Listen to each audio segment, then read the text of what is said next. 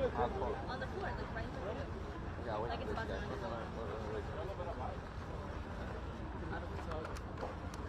it down.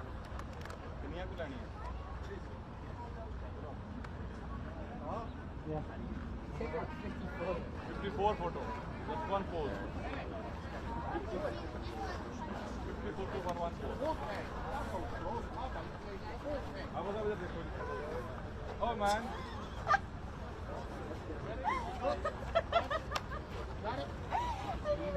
चलो आप मतलब चलो चलो क्लोज हो इसे कॉल क्लोज हो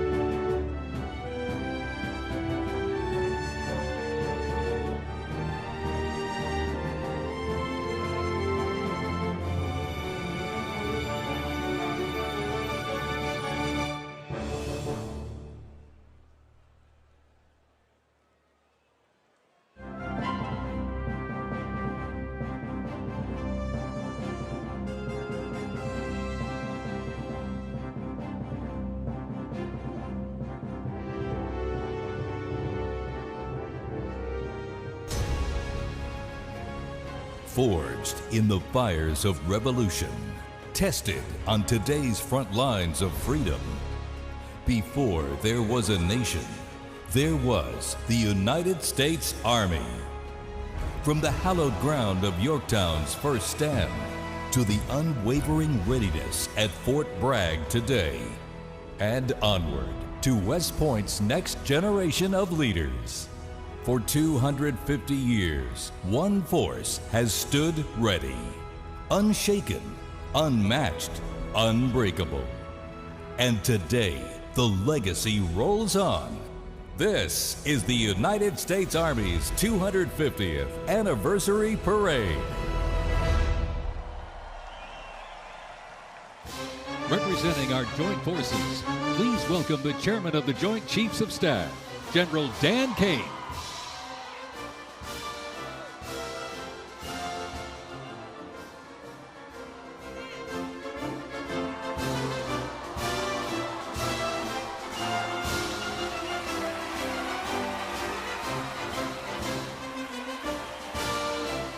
Joining us, the Secretary of the Army. Please welcome the Honorable Daniel P. Driscoll.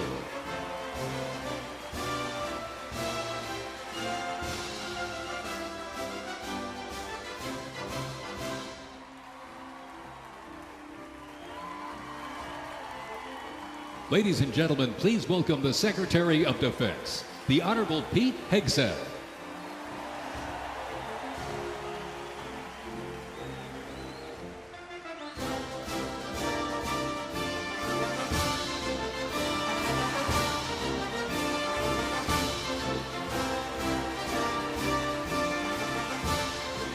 Ladies and gentlemen, the Vice President of the United States, J.D. Vance, accompanied by the Second Lady of the United States, Usha Vance, and their 3 children.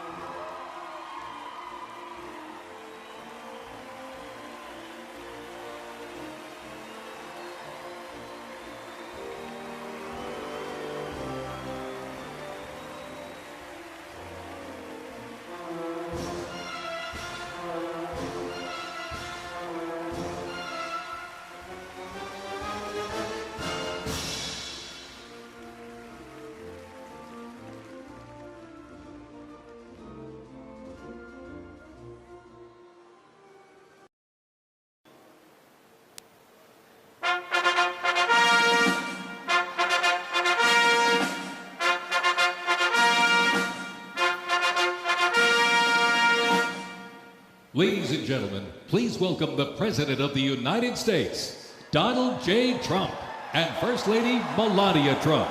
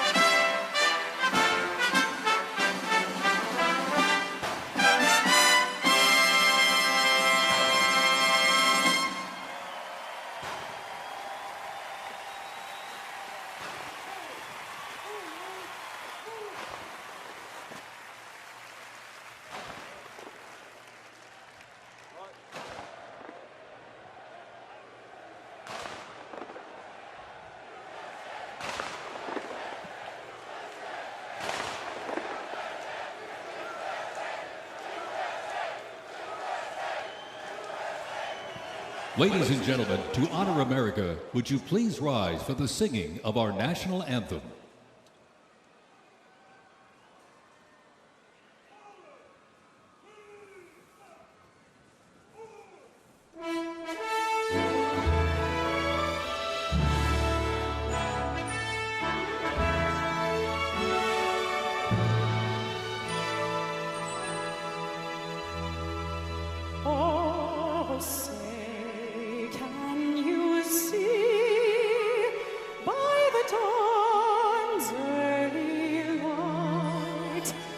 So proudly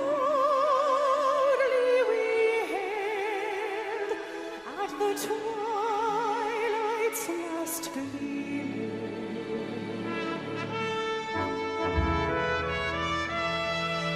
whose broad stripes and bright stars through the perilous fight, where the ramparts we so gallantly streaming.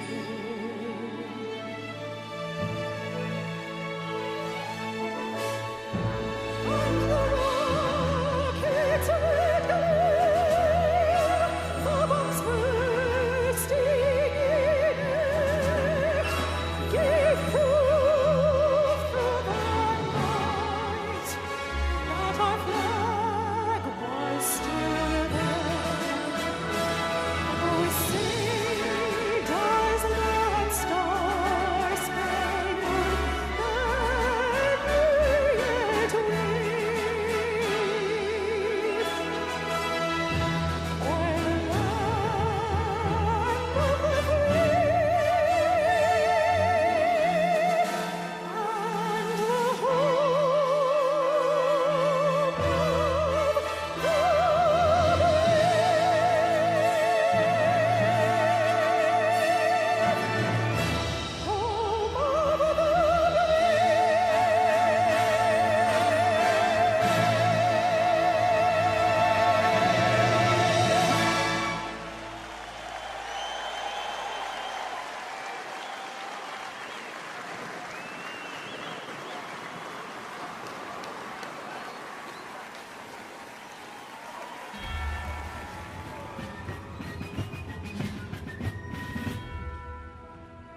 Before we even had a country, we had an army. They started as a small, unorganized group of shop owners and farmers, but they fought the most powerful army in the entire world to a standstill in Concord, Lexington, and Bunker Hill. Then our Continental Congress chose George Washington as general of our Continental Army. But it wasn't until 1 year later, on July 4th, 1776, that news arrived of the signing of our Declaration of Independence. Now we had a new army and a new nation. With little gunpowder, no shoes, bloody feet, few cannons, little training, and even less food. Valley Forge started in December. They went into winter camp in December of 1777. Approximately 2,000 Americans died that winter of disease. They lived through hell, but they never ever gave up. Not this army, not this first American army. Finally, Washington and his army arrived, here at Yorktown, where they had General Cornwallis and his powerful British army trapped in this city against the sea. All of the preparation that Washington has learned through the course of those 6.5 years meets its full force here at Yorktown, and he employs it brilliantly. Sailing from the Caribbean, the French Navy arrived and took on the British fleet. Washington decided to make his move. Our men began digging to get closer and closer to the fort, finally getting within rifle and cannon range. Naturally, George Washington chose to set off our first cannon shot. The British had two small forts in front of the main fort. They were called redoubts 9 and 10. Then, on the moonless night of October 14th, the American and French forces attacked the redoubts. The hand-to-hand combat with bayonets, knives, and fists was bloody, to say the least. But within an hour, we were victorious. And as the sun came up the next day, Cornwallis looked out and realized he was in serious trouble. So he prepared an all-out, desperate counterattack. It didn't work, and the British were forced to surrender. We were supposed to lose to the best army and the largest and most professional navy in the world. But our young army had won the war and our freedom. The freedom we hold so dear. And 250 years later, for what started as a ragtag group of shop owners, has now become the most powerful army in the world. Today, many things are very different from that army here at Yorktown, but one thing remains the same. An undying passion, guts, and love for our country remains deep in the heart of today's army. When I look into their faces, you can see it. That will never change. God bless the United States Army, and God bless the United States of America.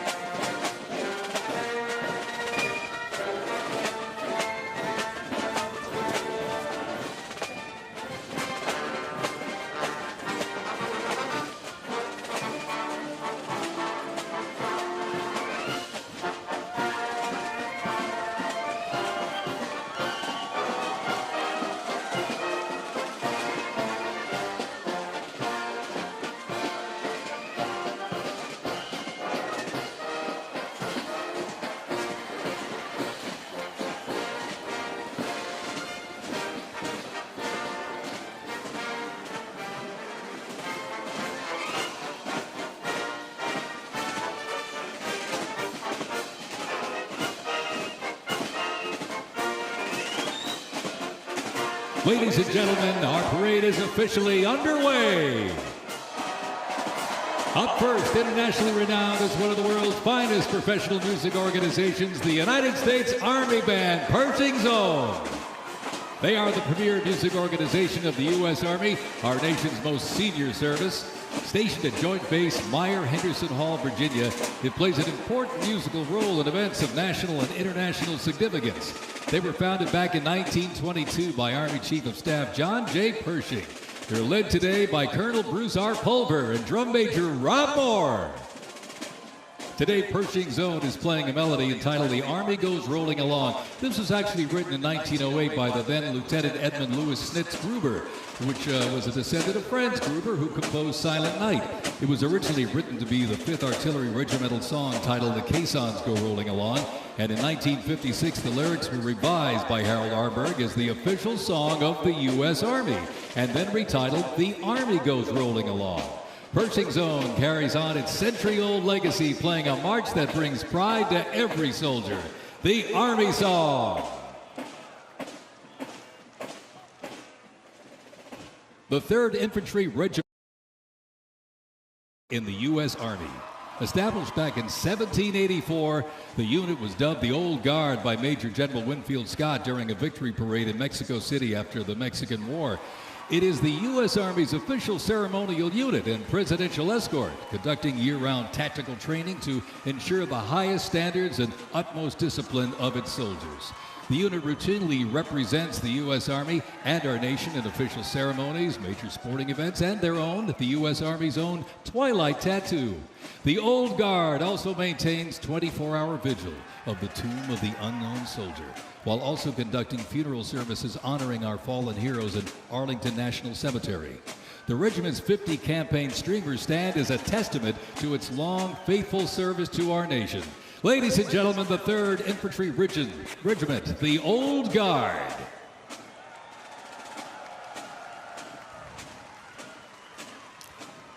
In 1775, the shot heard round the world at Lexington and Concord sparked a revolution, uniting 13 colonies and forging a continental army from farmers and frontiersmen. Against the odds, they turned the tide at Trenton and Saratoga, survived Valley Forge, and at Yorktown forced a British surrender, securing independence and giving birth to the United States of America.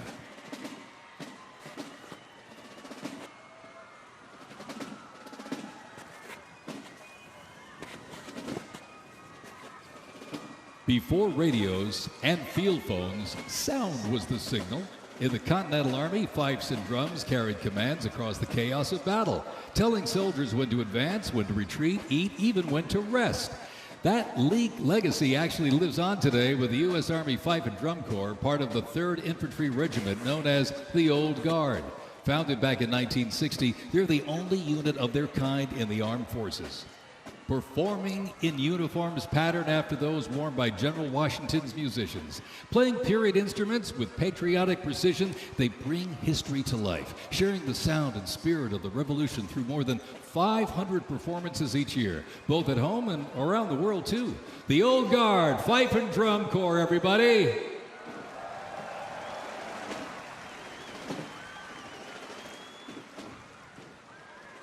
And now, from high above, ladies and gentlemen, celebrating 250 years, your United States Army parachute team, the Golden Knights. Descending at over 120 miles an hour, the Golden Knights are using flexible wing gliders to maintain their formation. They open their main canopy simultaneously and negotiate the softest possible landing. I'll tell you, they can't hear you, but they sure can see you. You can give them a great big wave, ladies and gentlemen. The Golden Knights, the finest parachuting team in the world.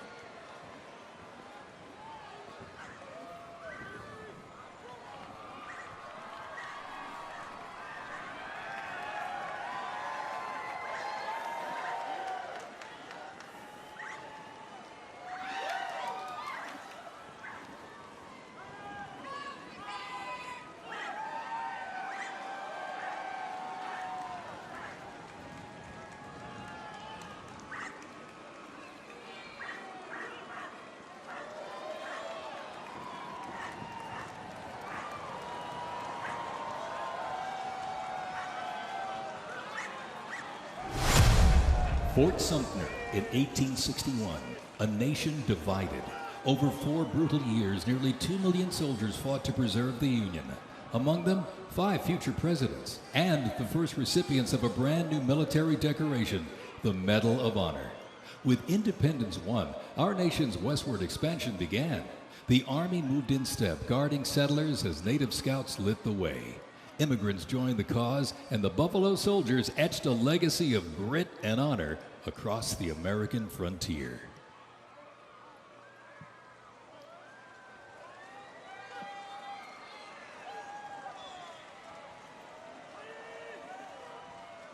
As they march by, a soldier's uniform signals their duty, their role, and their readiness. And by the late 1850s, official regulations outlined distinct looks, shaping the Army's identity and function across the force. Soldiers were issued 2 coats. One, a short sack coat for work and battle, with brass buttons and colored trim that marked their rank. Well, by war's end, that rugged sack coat became the soldier's uniform of choice. As the war escalated, volunteer enlistment surged. Congress authorized support for a force of up to 500,000 new troops, answering the call to preserve the Union. As they march by, representing the Civil War era of our nation's history, is the 4th Infantry Division based out of Fort Carson, Colorado.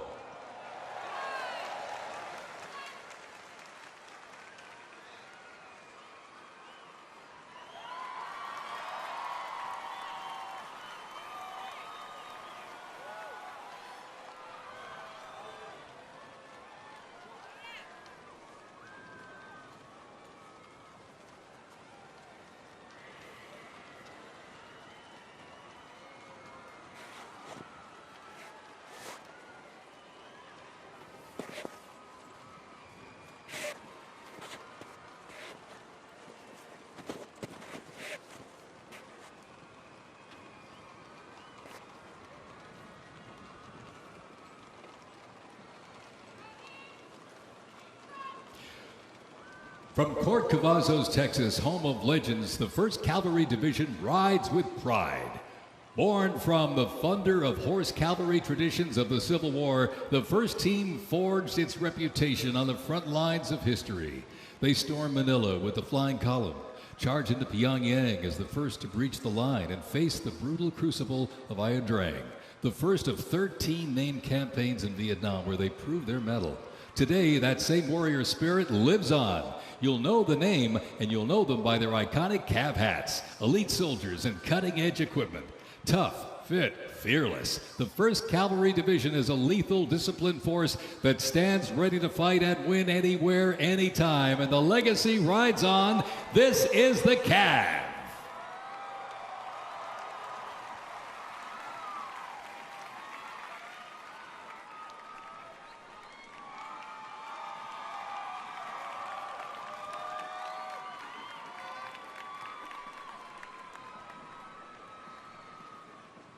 Special thanks to our sponsor, Lockheed Martin.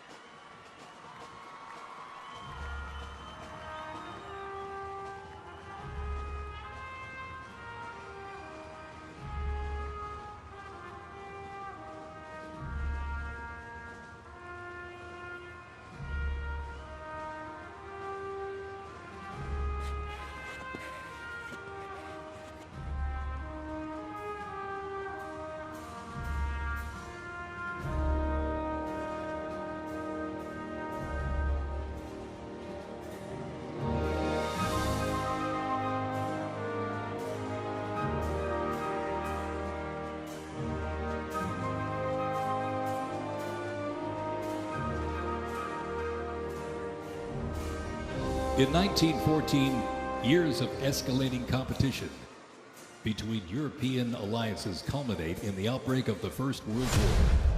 The 2 sides engage in a savage war of attrition, defined by opposing trenches, barbed wire, poison gas, and mass casualties. The United States initially maintained its neutrality, but was eventually drawn into the conflict in 1917. Despite having less than 130,000 soldiers at the beginning, the Army eventually grew to over 4 million, with nearly 2 million soldiers serving in Europe. In 6 months of fighting, nearly 50,000 Americans lost their lives, with another 190,000 wounded.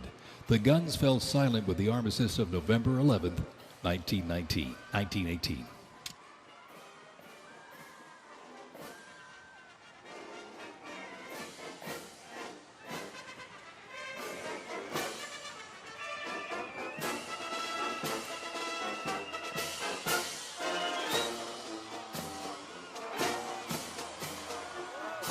We continue on with more USA World War I rolling stock.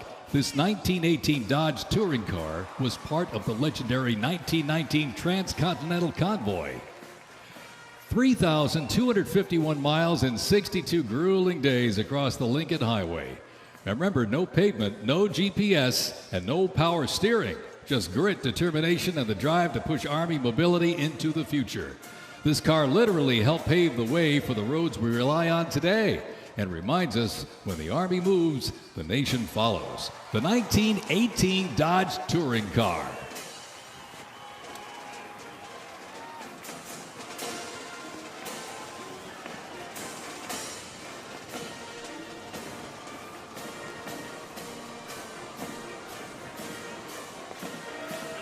Headquartered in New York, this is the 42nd Infantry Division Band. At the start of World War I, the 42nd Infantry Division was formed with troops from 27 National Guard units, stretching across the country like a rainbow. Composed of skilled musicians from all walks of life and professional occupations, they perform a variety of musical genres. Though their mission is primarily a musical one, the members were ordered into active federal service back in 2004 in support of Operation Iraqi Freedom 3. The band has also served in support of numerous state active duty missions, including cleanup efforts following Hurricane Sandy, distribution support during COVID-19, and recently, support for New York State Corrections. Commanded by Chief Warrant Officer 2 Ethan Wagner and led by Drum Major Sergeant First Class Drew Gans, the band is performing Over There, written in 1917 by Broadway composer and recipient of the Congressional Gold Medal George M. Cohan. Representing the World War I era is the 82nd Airborne Division, based out of Fort Bragg, North Carolina. You'll notice the unit is wearing replica World War I uniforms signifying the soldiers who served our nation during this time. When the Americans entered the Great War, our soldiers, under the command of General Blackjack Pershing, hit the trenches in the new standard. It was the olive drab winter service uniform. Now on their heads you'll see a steel helmet with sand-textured paint built to deflect deadly shrapnel from above. Not bulletproof, but battle tough. Nicknamed the Pershing boot, on their feet was the M918, 1918 French boot. It was designed to survive the brutal grind of trench warfare. And on their backs, the field pack, rations, ammo, first aid, and a gas mask. Everything a doughboy needed to fight and to win.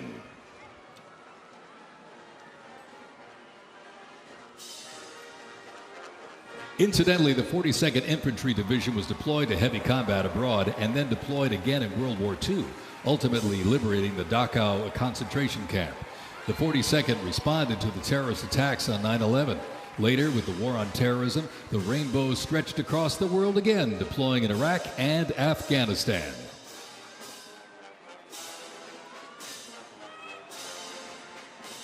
Thundering into view, the pride of Fort Sill, the U.S. Army Artillery Half Section. This is literally powered by horsepower and heritage. This elite ceremonial unit honors the legacy of the Army's horse-drawn artillery. With precision, discipline, and 6 majestic horses pulling a vintage 1918 caisson, the half section keeps tradition alive and rolling strong. Representing the power, pride, and precision of America's field artillery, this is Fort Sill's finest, ladies and gentlemen.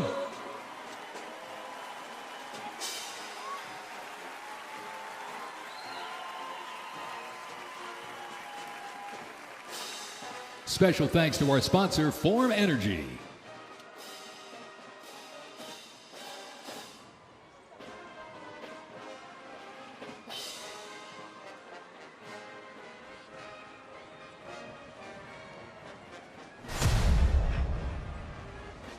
World War II, a global fight for freedom.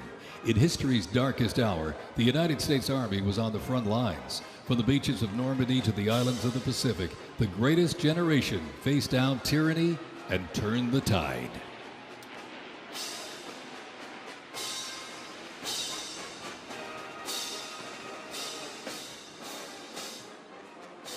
From bombers to fighters to transports, U.S. Army aircraft started to thunder across the skies in World War II. And take a look up there, ladies and gentlemen.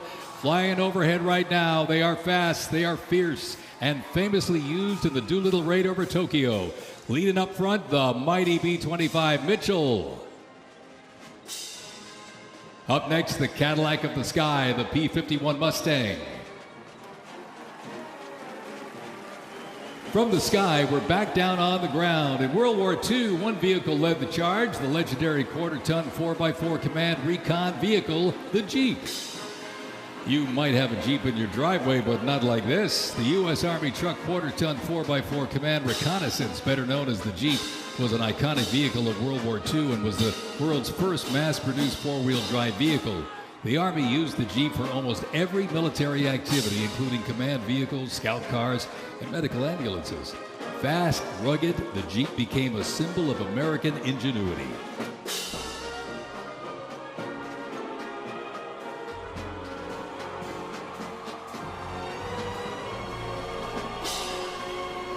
From Fort Bragg, North Carolina, this is the 82nd Airborne Ceremonial Band.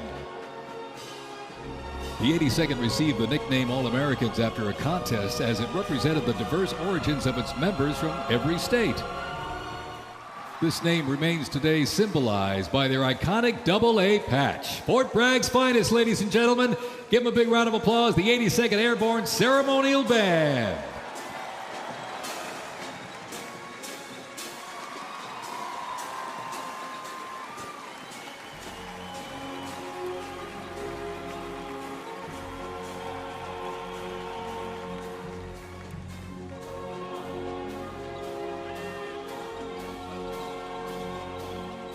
In a global fight like World War II, the U.S. Army knew our troops needed more than courage. They needed innovation. Uniforms evolved for every environment, but olive drab remained the mark of the American soldier. Shaped by lessons from the trenches of World War I, the Army introduced two battlefield essentials: the M1 helmet, tough, stable, and built to protect under fire, and the M1 Garand rifle, powerful and fast. It gave American troops a very clear edge. General George S. Patton called the M1 rifle the greatest battle implement ever designed, and history proved him right.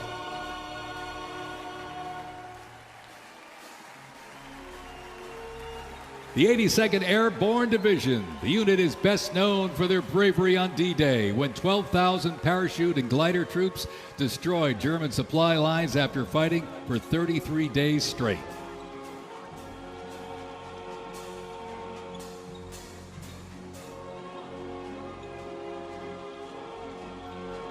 The 101st Airborne Division, based out of Fort Campbell, Kentucky, traces its lineage back to 1918 when it first established as the 101st Division.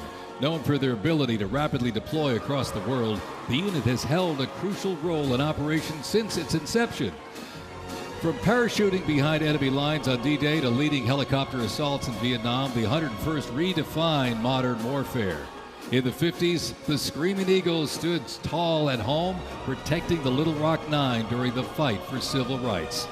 In recent decades, they've been sent across the world with stints as far as the Middle East, where they took part in Operation Desert Storm and participated extensively in the war on terrorism in Iraq and Afghanistan. The Screaming Eagles continue to lead the way as tomorrow's division in today's Army.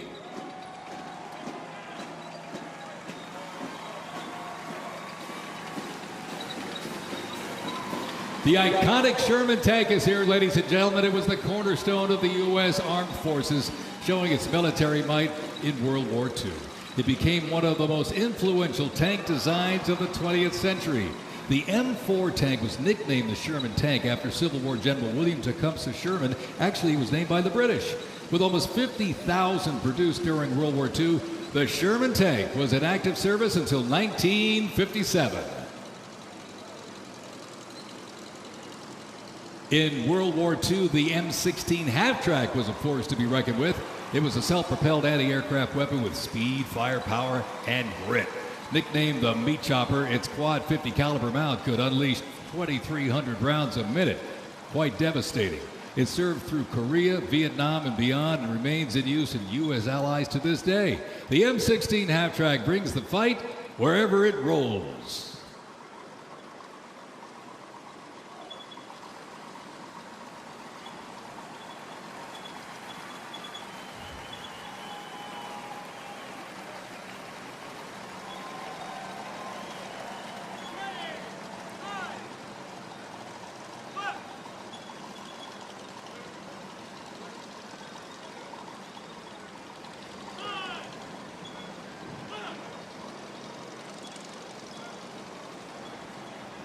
The U.S. Army Transportation Corps motto states, "Nothing happens until something moves." That was never more true than with this. Look at this, the 2.5-ton Chevrolet Deuce and a Half. 10,000 pounds of cargo and was the backbone of the Red Ball Express that kept the Allies supplied after D-Day in World War II.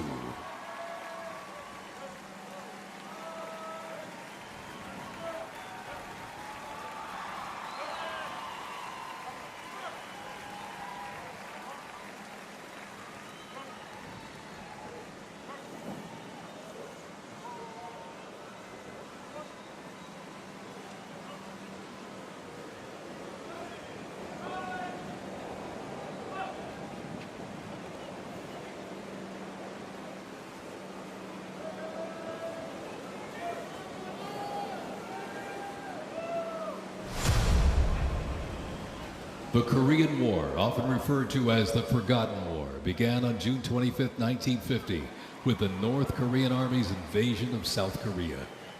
A coalition of South Korea, the United States, and other United Nations members defeated the invasion and advanced into North Korea. The coalition fought and defeated 2 Chinese offensives in the spring of 1951. Armistice negotiations began shortly after that defeat in July of 1951 until the armistice was signed 2 years later in 1953. Combat consisted of small attacks, raids, and patrolling. During this war, the United States deployed approximately 6.8 million military forces to the Korean Peninsula.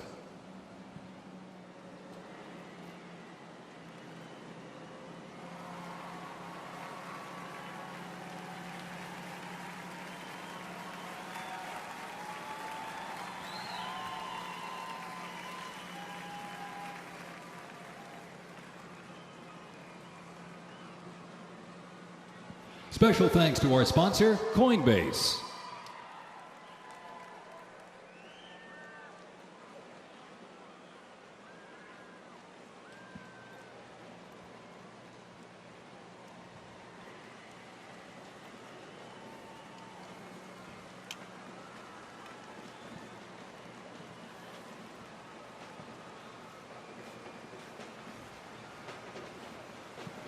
The M151 kept rolling along as the lightweight, high-mobility general-purpose vehicle replacing the famed World War II Jeep back in 1961. Officially named the Military Utility Tactical Truck, or MUT, most servicemen generally referred to it as a Jeep.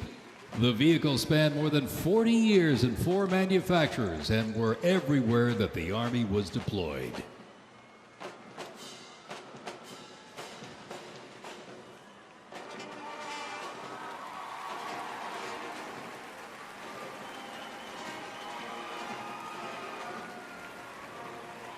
Another rolled by earlier, and at 2.5 tons, this Deuce and a Half, the M35A2 classic military transport truck, was a mainstay of the U.S. Army for decades, particularly during the Vietnam War and Operation Iraqi Freedom. The Deuce and a Half proved its value moving cargo, supplies, and soldiers. Its capabilities include up to 5,000 pounds off-road and 10,000 pounds on-road, making it ideal for moving just about anything. In the jungles of Vietnam, the U.S. Army faced a new kind of war. Helicopters became the new workhorses of battle, delivering troops, firepower, and supplies into some of the most unforgiving terrain on Earth. This is the U.S. Army in Vietnam, the era of air mobility, fierce firefights, and unwavering brotherhood.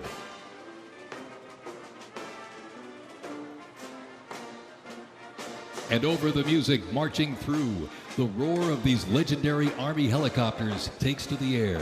Flying overhead right now, they help define the Vietnam War. That staccato beat of the rotor blades was a welcome sound to many troops mired in combat. From transport and medevac to close air support and reconnaissance, they brought the fight to the front and pulled the wounded to safety. The OH-6 Cayuse scouted the terrain with unmatched agility.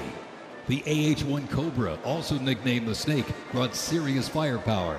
Its slim design, as you can see here, helped it survive and thrive in hostile environments to protect soldiers below. And the icon of the era, the UH-1 Huey, the first turbine-powered helicopter in service with the U.S. military. There was nothing the Huey couldn't do. General support, air assault, cargo transport, medic evacuation, and ground attack missions. The Cayuse, Cobra, and Huey, ladies and gentlemen, three iconic Army symbols in the sky.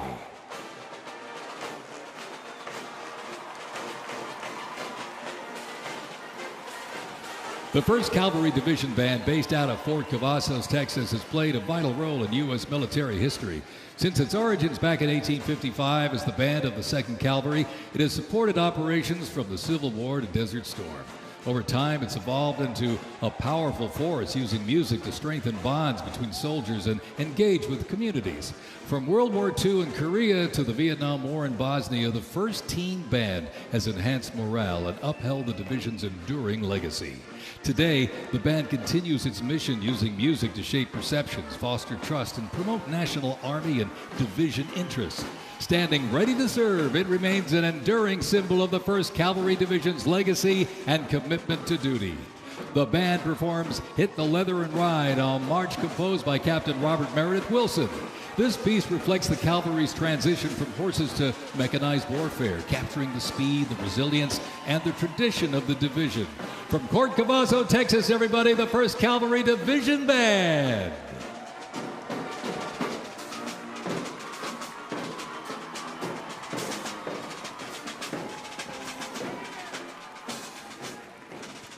The U.S. Army deployed large numbers of troops in support of the Vietnam War.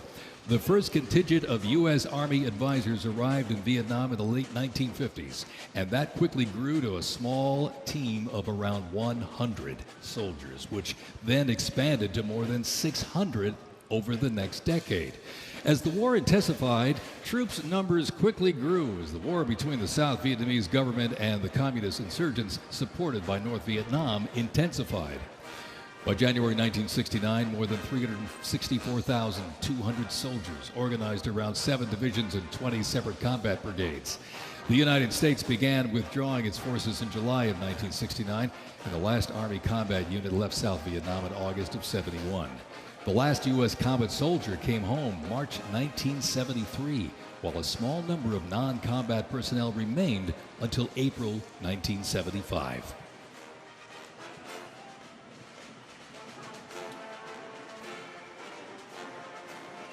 Representing the Vietnam War era is the 101st Airborne Division based out of Fort Campbell, Kentucky. The unit is wearing replica Vietnam War uniforms signifying the soldiers who served our nation during this time. Blistering heat, thick humidity, and unforgiving terrain demanded uniform innovation, and the Army, they delivered. New lightweight uniforms were constructed to move with the soldier. The M16 replaced the M1 Garand, calling for redesigned ammo gear and faster reloads in combat. Body armor got smarter, jackets and trousers got lighter, and field equipment was reimagined to meet the mission head-on. Gone were the heavy Mickey Mouse boots, replaced by canvas tropical combat boots that offered better grip, faster drying, and all-day endurance.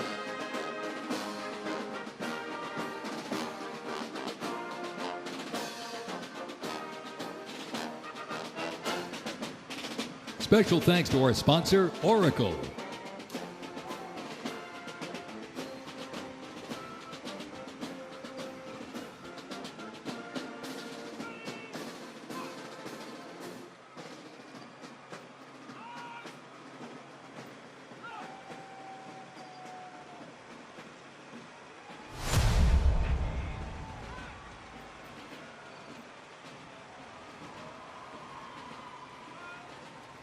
When Saddam Hussein's Iraq invaded Kuwait in August 1990, the U.S. Army deployed to Saudi Arabia to deter further Iraqi aggression in the region for what was known as Operation Desert Shield. By the fall, more than 750,000 troops comprising U.S. service members and coalition partners from more than 30 countries had assembled in the Saudi Arabian desert. In mid-January 1991, the U.S.-led coalition began Operation Desert Storm, which kicked off with an intensive air campaign designed to knock out key Iraqi infrastructure and weaken Iraqi forces. The ground offensive was launched in early 1991, where military forces overwhelmingly destroyed enemy tanks and vehicles. After only 100 hours of ground combat, coalition troops liberated Kuwait, and the Gulf War ended with Iraq's surrender.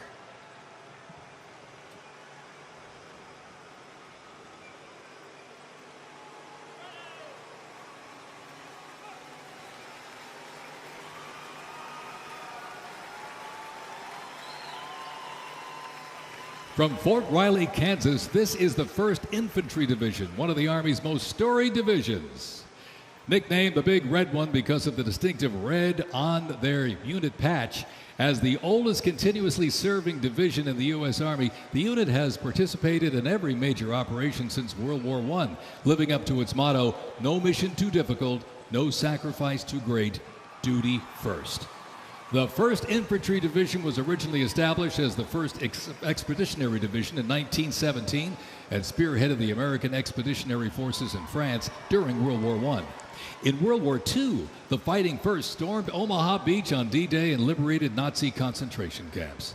The highly decorated unit has had 37 members of the Big Red One awarded the Medal of Honor. In Washington, D.C., the 1st Division Monument stands in President's Park, memorializing those who died while serving in the 1st Infantry Division. Ladies and gentlemen, they are the Big Red One, the 1st Infantry Division.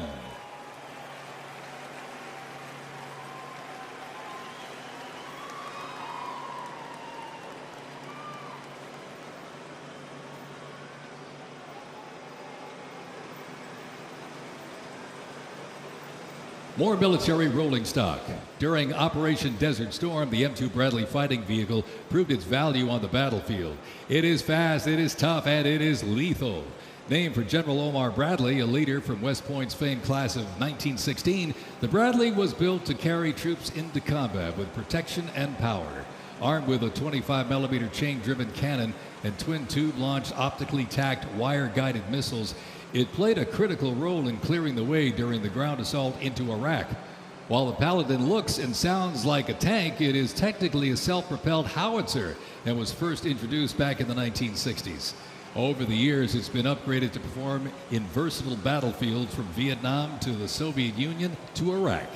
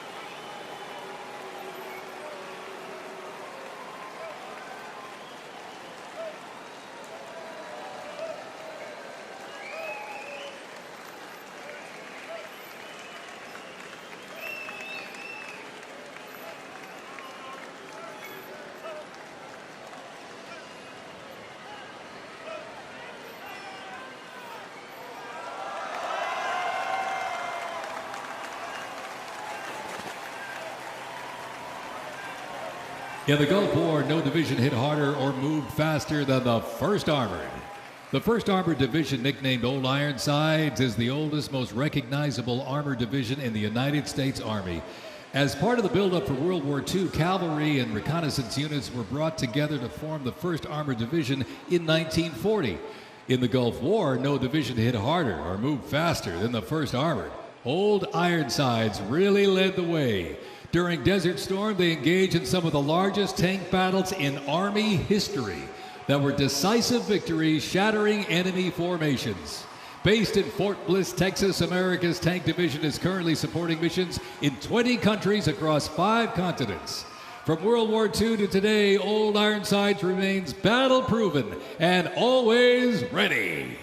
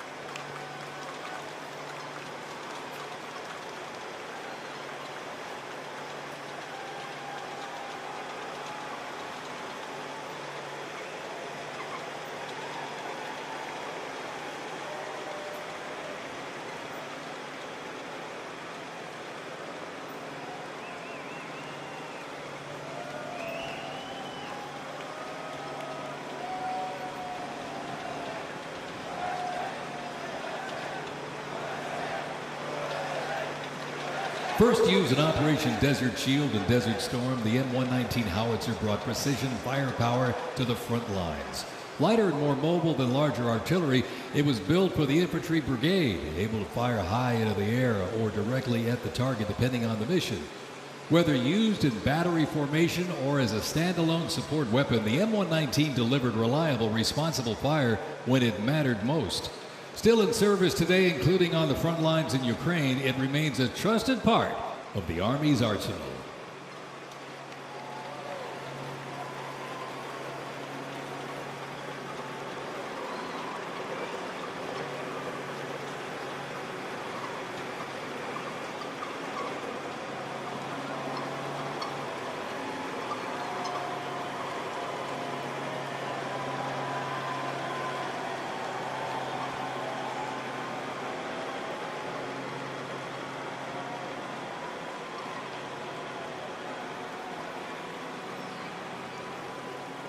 Special thanks to our sponsor, UFC.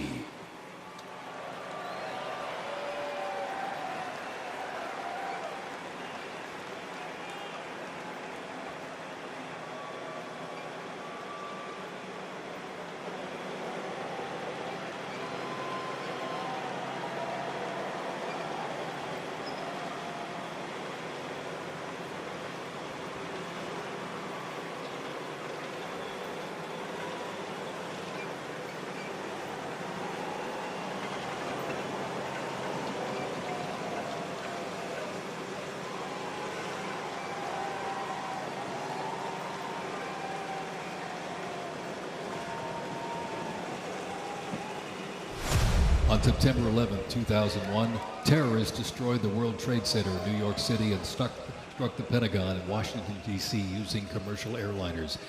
In response, the U.S. launched the global war on terrorism. The U.S. would stop potential threats around the world and take the fight to terrorist groups and the nations that back them. The Army immediately deployed forces to Afghanistan to destroy Osama bin Laden's al-Qaeda terrorist organization and depose his sponsors, the ruling Taliban. The 2003 President Bush expanded the war to Iraq. Soldiers and other armed services overthrew Iraq's dictator Saddam Hussein. The fight to stabilize Iraq and prevent terrorist groups from overthrowing its new government continues to this day. The campaign in Afghanistan lasted until 2021 when U.S. forces withdrew and the Taliban returned to power. Over the course of the two-decade conflict, over 2 million servicemen and women, less than 1% of the American population, deployed in support of the global war on terrorism. Most of those who served were members of the United States Army.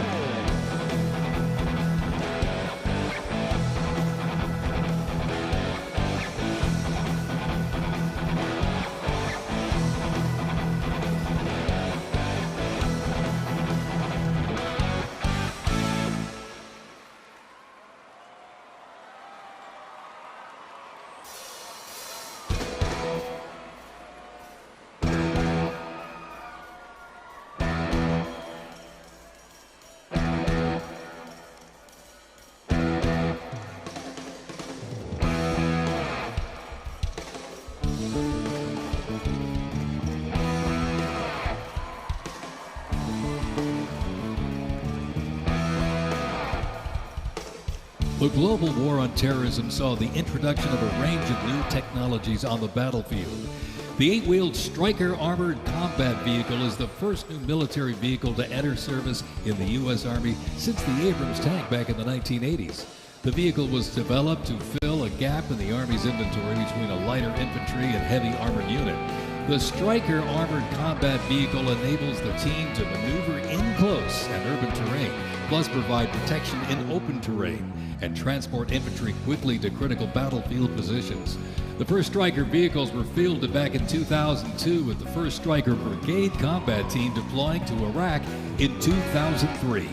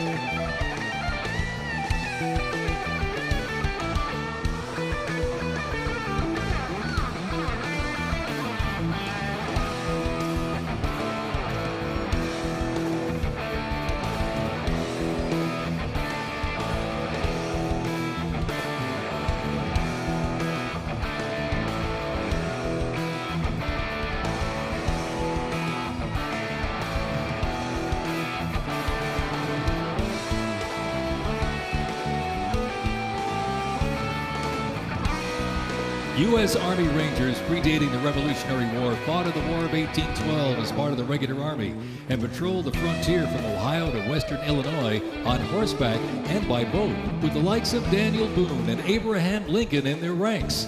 After the 9/11 terrorist attacks, Rangers were called upon to lead the way in the global war on terrorism.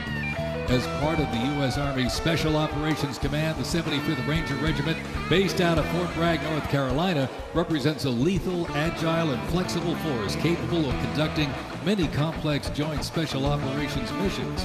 Today's Rangers Regiment is the Army's premier direct action raid force. It is always combat ready, mentally and physically tough, and prepared to fight our country's adversaries. The U.S. Army Special Operations Command is an elite group of individuals trained to lead and succeed in protecting the country from their threats. Composed of 5 units with unique specialties, Special Operations works in small tactical teams, taking on the most challenging and sensitive missions. Military legends to service members and civilians alike, they take on terrorists through quiet guerrilla war-style missions in foreign countries. Ladies and gentlemen, the U.S. Army's Special Forces.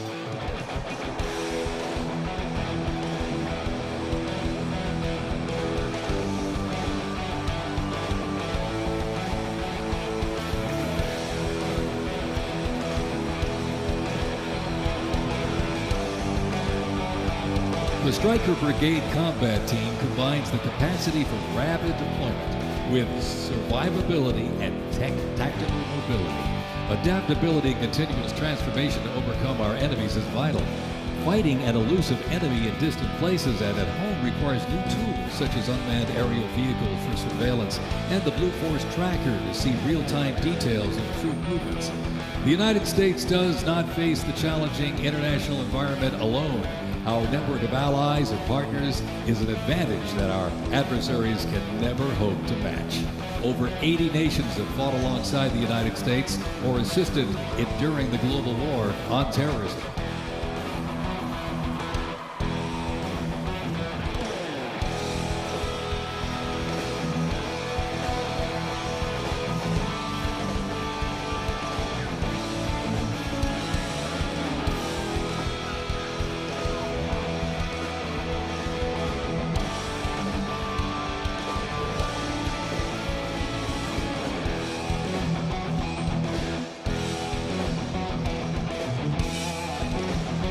The 10th Mountain Division's climb to glory began with its establishment as the 10th Light Division in July 1943, the only one of its size in the U.S. military to receive specialized training for fighting in mountainous conditions. After periods spent inactive as a training division and as a standard infantry division, the unit returned to its roots in 1985 when it regained its Mountain Division designation. In the 1990s, the division participated in numerous humanitarian and peacekeeping operations. During the war on terrorism, the 10th Mountain Division proved their mettle as light fighters through repeated deployments to Afghanistan and Iraq.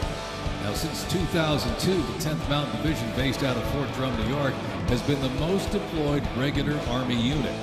Its combat brigades have seen over 20 deployments to both Iraq and Afghanistan in support of Operation Iraqi Freedom and Operation Enduring Freedom. To show America's military might, they have one purpose: to deter war and, if ordered, defeat the enemies of the United States of America. They are the 10th Mountain Division.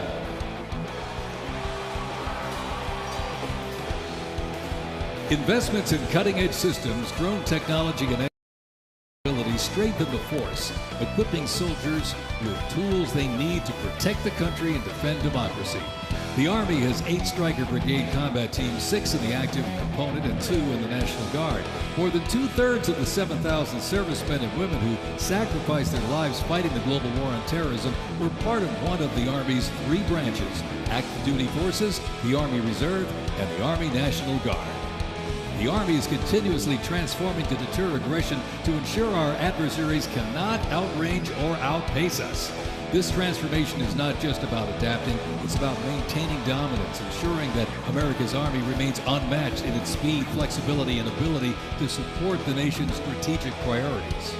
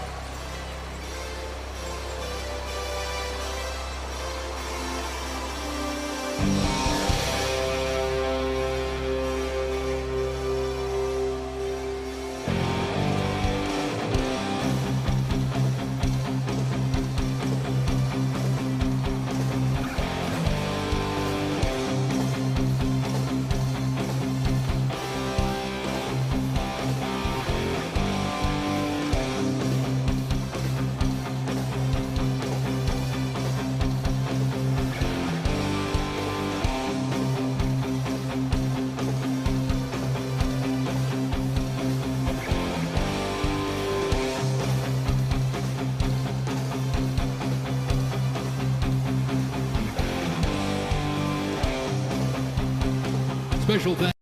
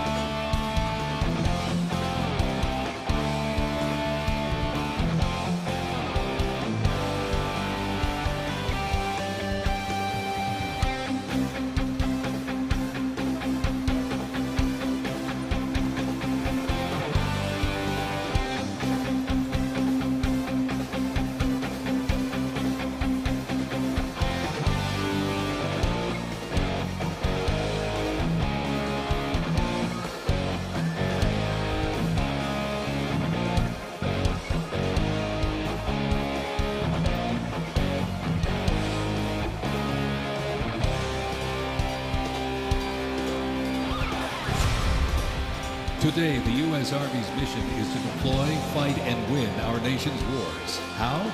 By securing ready, prompt, and sustained land dominance by Army forces across the full spectrum of the conflict as part of the Joint Force.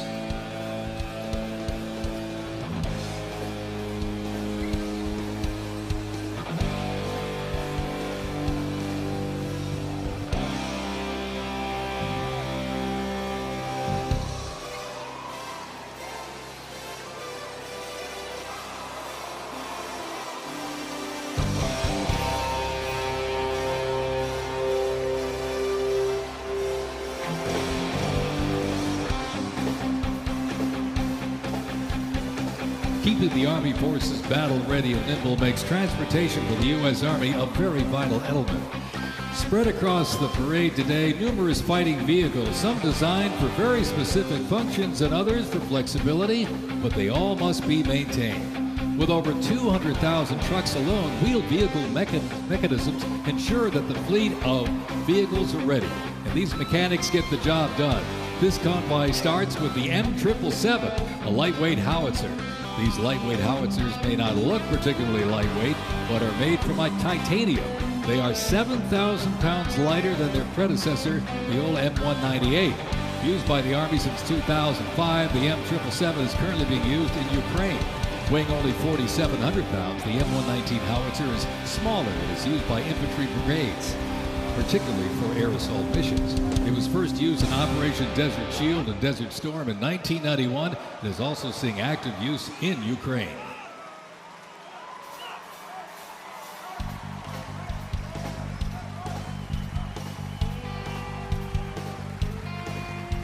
The 7th Infantry Division, stationed at Joint Base Lewis McChord, has been seeing continuous combat action ever since activation in World War I. From Europe to the Aleutian Islands, Japan, Korea, Afghanistan, and the Pacific, the Bayonet Division boasts a proud history of answering the call of its motto, "Trust in Me," with resolute dedication. Sent to deployments and conflicts around the globe since it was founded, the division returned to Fort Lewis in 1971, its first time on American soil since 1934. The 7th Division, originally called the Hourglass Division due to their patch design, gained the nickname Bayonet Division during their deployment to Korea in June of 1950. At Incheon Landing and during the liberation of Seoul, they were credited with plunging the bayonet into the heart of the enemy, with 13 members of the division receiving the Medal of Honor. The 7th enables and sustains the combat readiness of 2 Stryker Brigade combat teams and a Combat Aviation Brigade.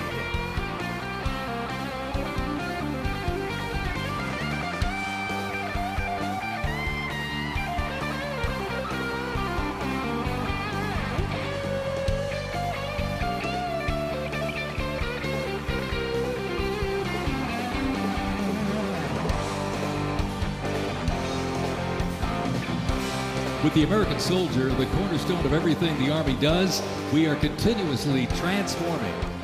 Army careers span the spectrum from attorneys to astronauts and mechanics to engineers. The Army's greatest asset is our people, the finest men and women our great nation has to offer, with a myriad of talents that make us stronger. Aside from its people, the Army's next greatest asset is its technology and equipment. Coming up next, these vehicles offer a glimpse of what the Army employs for readiness and battle. The portable howitzers and the portable Abrams tank were used extensively in the Gulf War, along with Bradley tanks and the infantry squad vehicle. The ISB provides enhanced tactical mobility of an infantry brigade combat team. This allows commanders greater freedom of movement and action. The ISB provides the warfighter with increased flexibility to ensure infantry units maintain momentum to achieve mission success.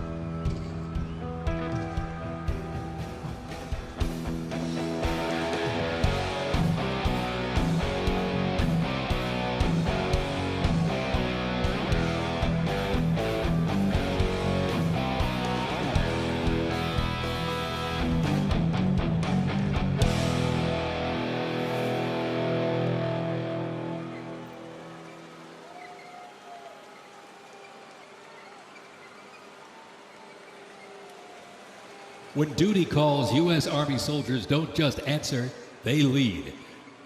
From Fort Bragg, witness a powerful demonstration of strength, purpose, and the unmatched capability of today's Army.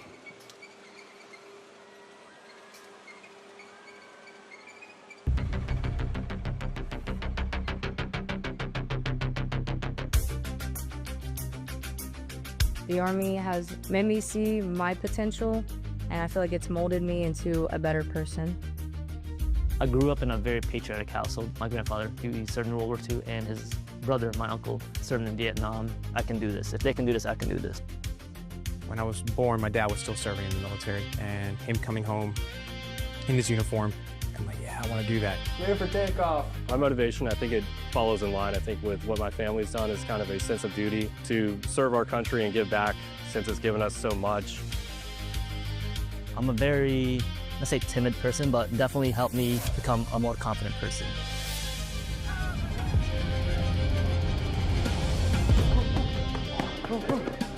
Working with a group and my peers, it really shows how much working with a team can strengthen you. All right, ready to go? Ready to go. I derive a lot of purpose from serving others. I think serving something bigger than myself gets me out of bed every day. If you power it up, keep on.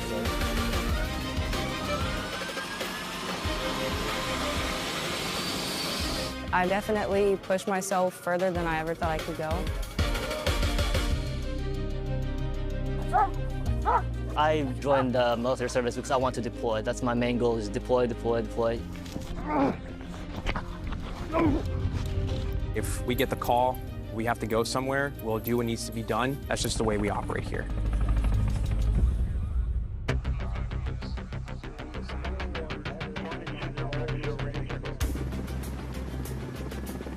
This is one of the few jobs in the nation where we all take an oath to say, I'm willing to put my life on the line for you, and they're willing to put their life on the line for me.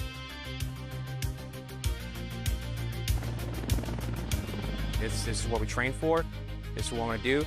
My team leaders and squad leaders, they know exactly what to do. Check equipment, check weapons, check ammo.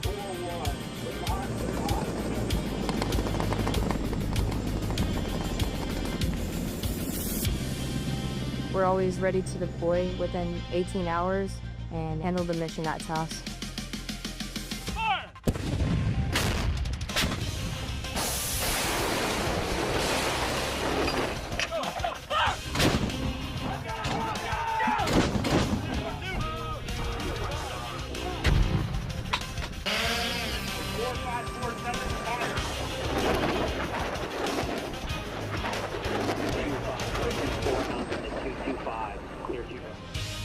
We jump so frequently so that our jump masters and paratroopers are ready to deploy.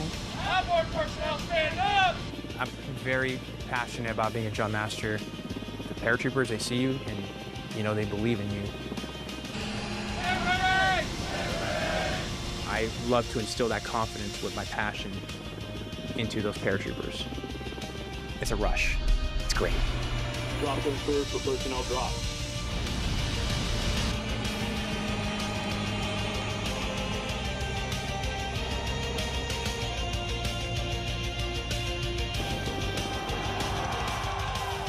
This week we honor 250 years of valor and glory and triumph by the greatest fighting force ever to walk the face of the earth, the United States Army. For 2.5 centuries, our soldiers have marched into the raging fires of battle and obliterated America's enemies. I love the Army. It is a great place to set yourself up for success, to prepare yourself for the future. God bless you, God bless our soldiers, and God bless the U.S. Army.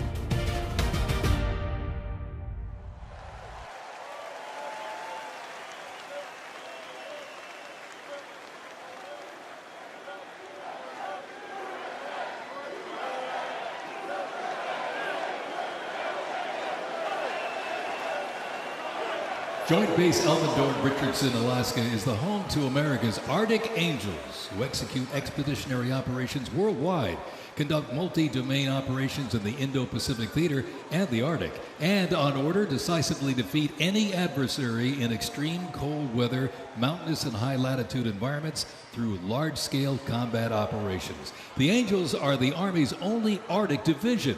Masters of Arctic warfare, the 11th serves worldwide in all climates. Established in November of 1942, the Angels of the 11th Airborne Division led the way in the Philippines during World War II and spearheaded an amphibious invasion of Luzon and distinguished themselves during the liberation of Manila.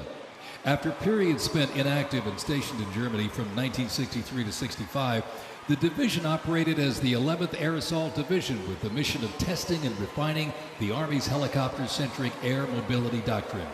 Activated once again in June of 2022, they remain dedicated to defending America's interests throughout the Arctic, in Alaska, and beyond. The 11th Airborne Division, America's Arctic Angels.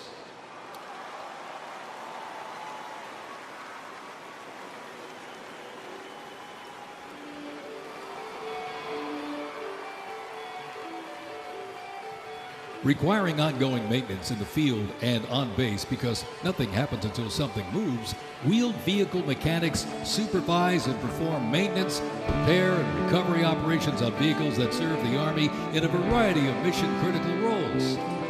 Included in the array of mobile artillery such as Paladins and the Abrams tank is the Joint Light Tactical Vehicle known as the JLTV. It's highly adaptable, providing protected and sustained mobility for personnel and payloads. The JLTV is known for its off-road capability while providing armor against small arms and improvised explosive devices. The JLTV, right there.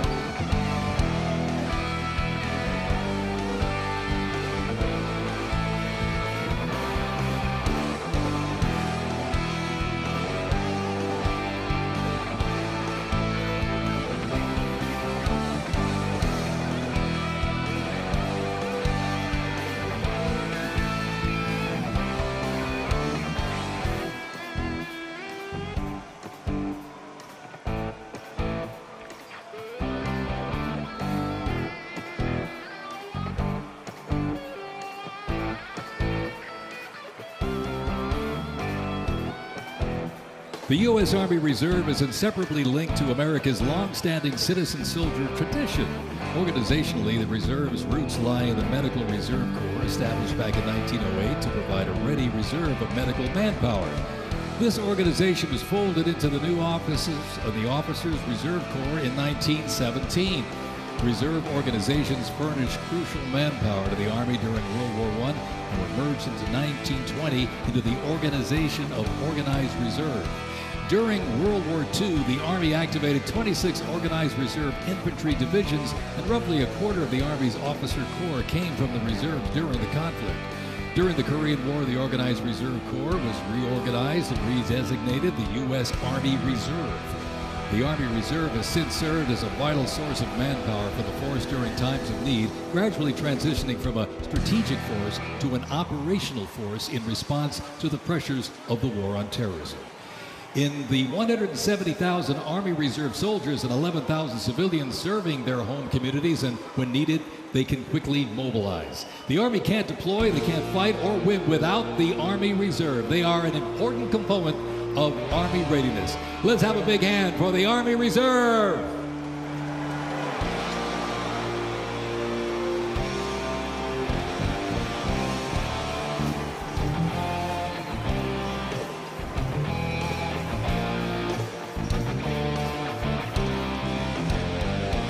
Today and tomorrow's Army looks to increase safety and survivability, create efficiency, and streamline processes. The Stryker is a great example of assessing evolving needs and developing the solution. Strykers provide a balance between heavy armor and infantry brigade and combat teams.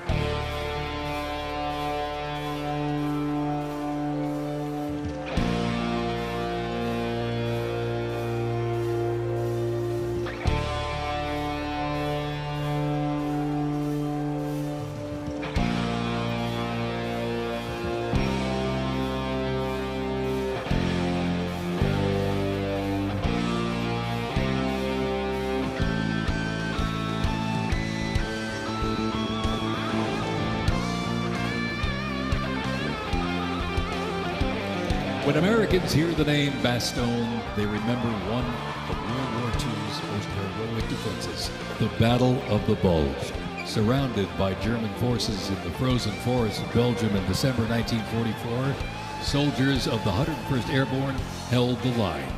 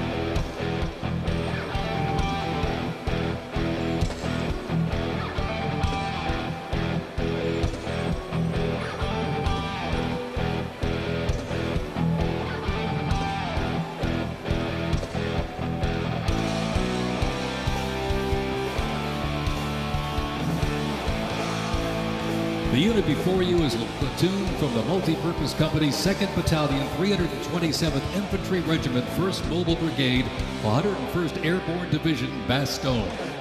They are showcasing the Army's Transformation in Contact Initiative, a program that allows the Army to rapidly test, evaluate, and equip our soldiers with the newest technologies.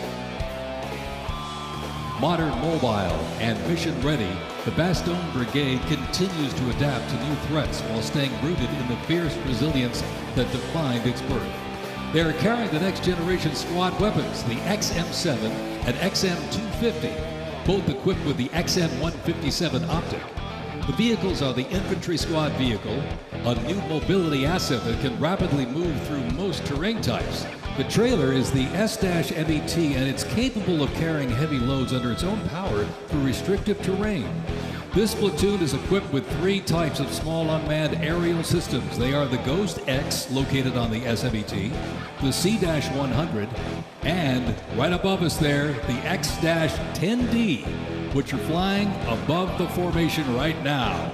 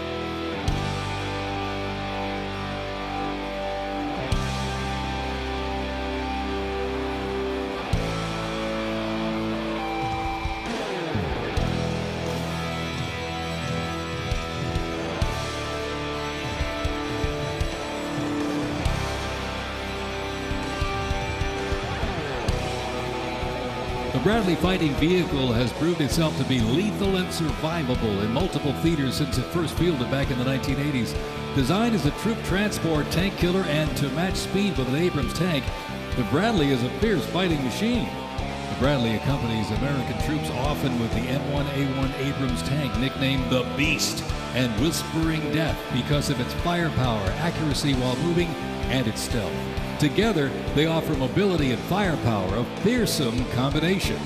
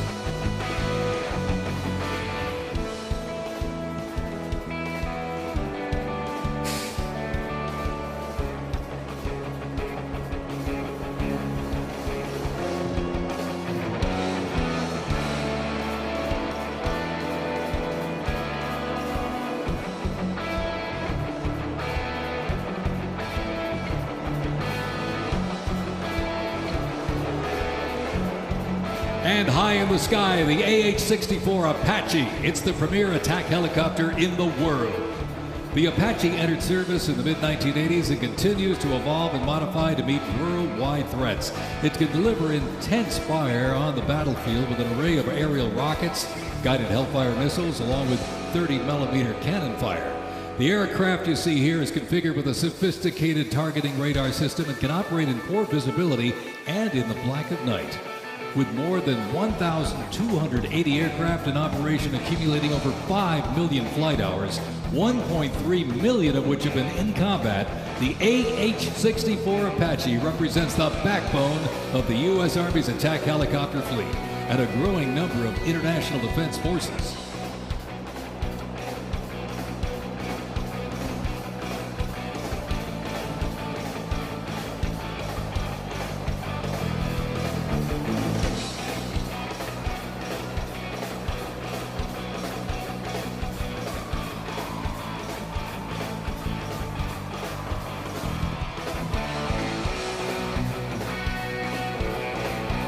Special thanks to our sponsor, Lockheed Martin.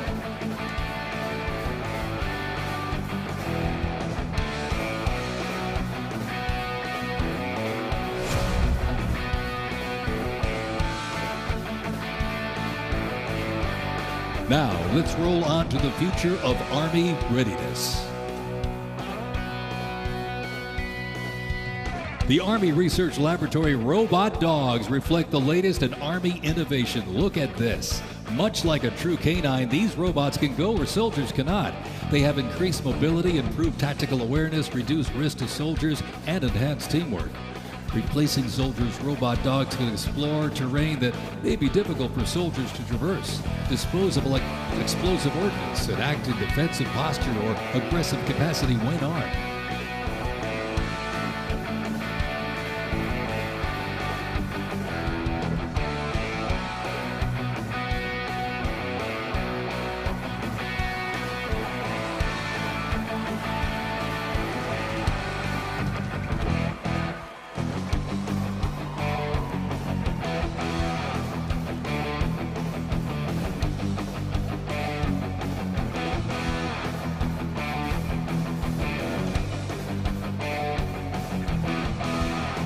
The Ghost Robot Dog is another innovation that can adapt seamlessly for various missions from recon to bomb recognition. These dogs reduce risk and support soldiers completely in high-stakes missions. They have a standard walk speed of 2 miles per hour and are working towards 6.7 miles per hour sprint.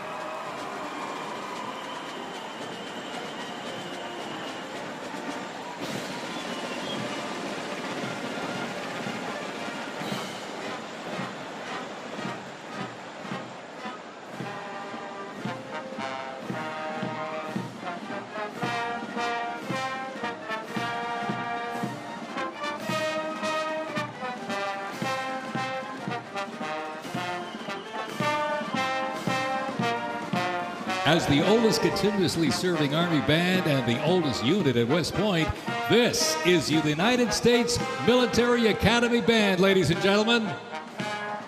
The West Point Band traces its history to a single drummer and fifer appointed by George Washington during the American Revolution. Over the next 2 centuries, this band evolved into one of the most capable and versatile performing groups in the world.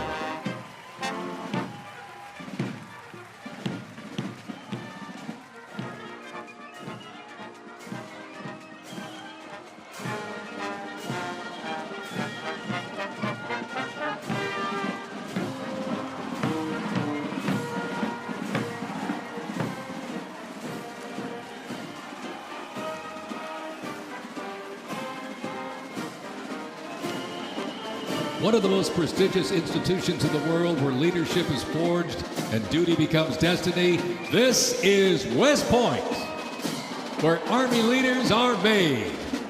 With the motto of duty, honor, and country, West Point trains the best and brightest to serve their country as Army officers.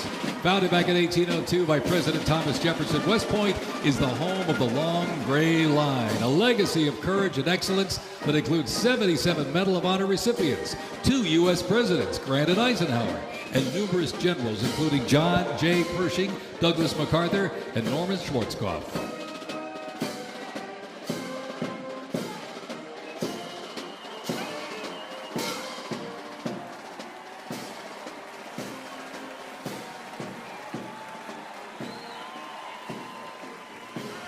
Upon entering the United States Army, all recruits undergo initial entry training, a highly intense and a challenging training period aimed at developing a soldier's physical and mental toughness, instill discipline, train them in essential combat skills, and foster teamwork.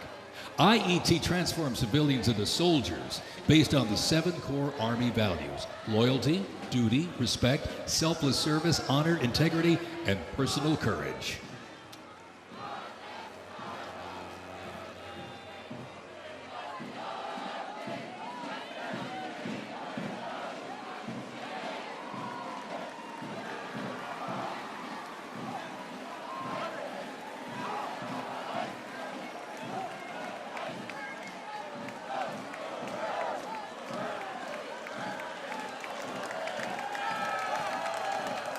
The Virginia Military Institute, on a mission to produce citizen soldiers, men and women educated for civilian life, prepared to serve their country in the armed forces.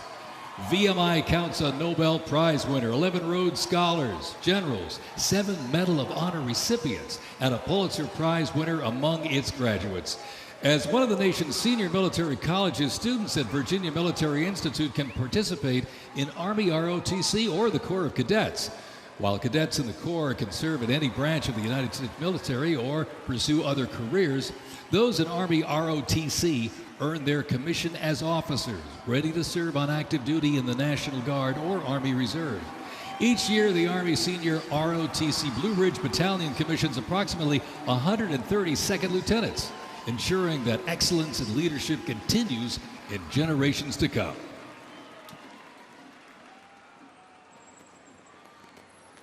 The Citadel, the Military College of South Carolina, offers students the opportunity to participate in Army ROTC or the Historic Corps of Cadets. Founded in 1842, the Citadel is the 3rd oldest of the senior military colleges and is known for its Corps of Cadets living and studying under a classical military system that makes leadership and character development essential. While military service is not required at graduation, more than 120 students earn their commission each year through the Army Senior ROTC Palmetto Battalion, playing a vital role in shaping the future.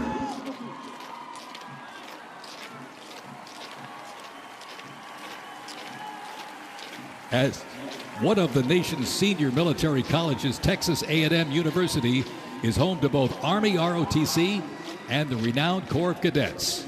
The Corps of Cadets' central purposes has remained building individuals that exemplify respect, excellence, leadership, loyalty, integrity, and selfless service. Students at the university who participate in the Army ROTC earn their commission as officers ready to serve on active duty in the National Guard or Army Reserve. Each year, the Army Senior ROTC Warrior Training Battalion at Texas A&M proudly commissions more than 90 second lieutenants and is honored to shape the future leaders of the U.S. Army.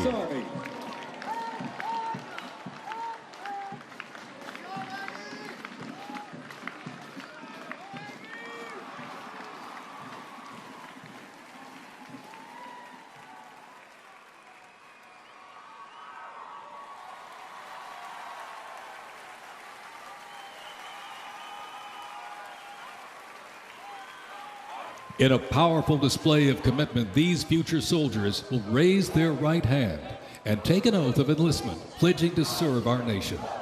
This joint formation is proudly led by the Joint Task Force, National Capital Region, and the Military District of Washington Retention Team.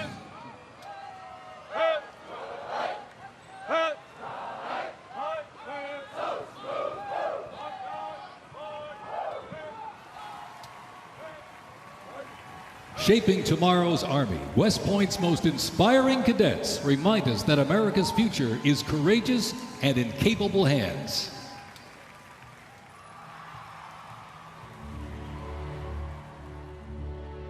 The pride to serve my country knows that I'm doing it not for myself. Every day I put on the uniform, I'm not just representing Caroline Robinson. I'm representing my company here at the Academy. I'm representing West Point.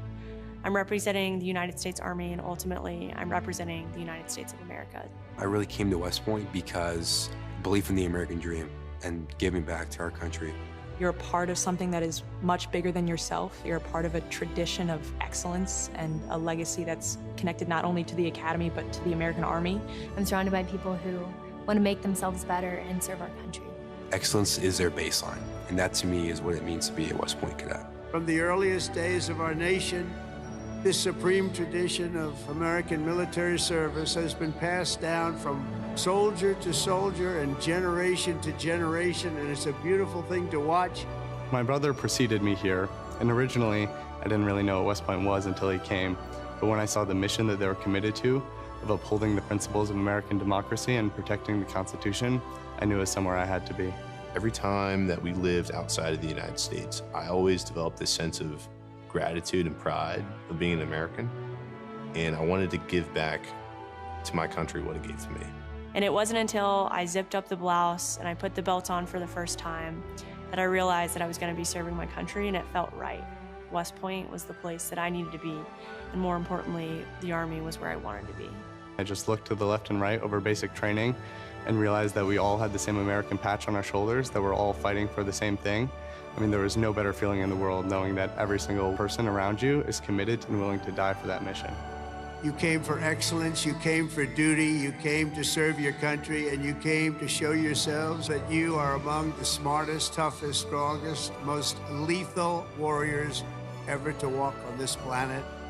What excites me the most about my future in the Army is the opportunity that I'm going to have to give back to the American soldiers that I'm going to be leading. Because ultimately, they don't get to choose. And to me, it's that burden of responsibility to be the best leader. And as a young officer, that's going to be exactly what I get to do.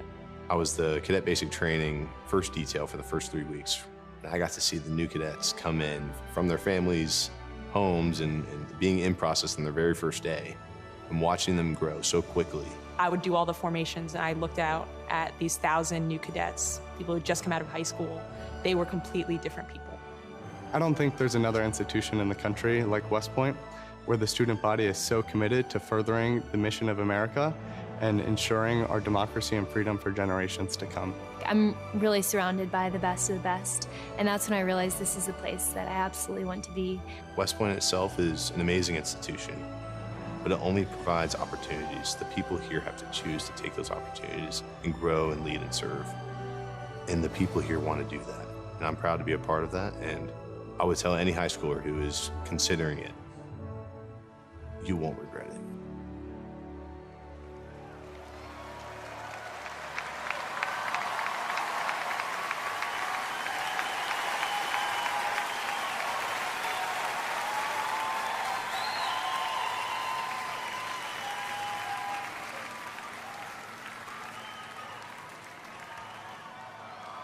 Left. Pace. Mr. President, First Sergeant Norton reporting for duty, sir. Ready to commence the ceremony as directed. I state your name. Do solemnly swear that I will support and defend the Constitution of the United States of America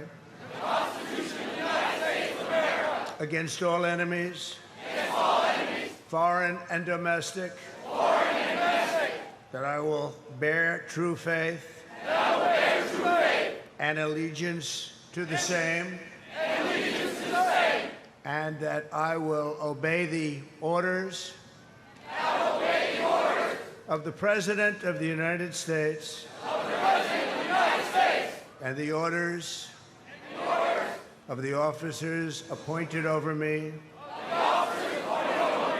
according to regulations and the Uniform Code of Military Justice. So help me God. So help me God. Congratulations. Congratulations. Welcome to the United States Army, and have a great life. Thank you very much. Have a great life. Thank you.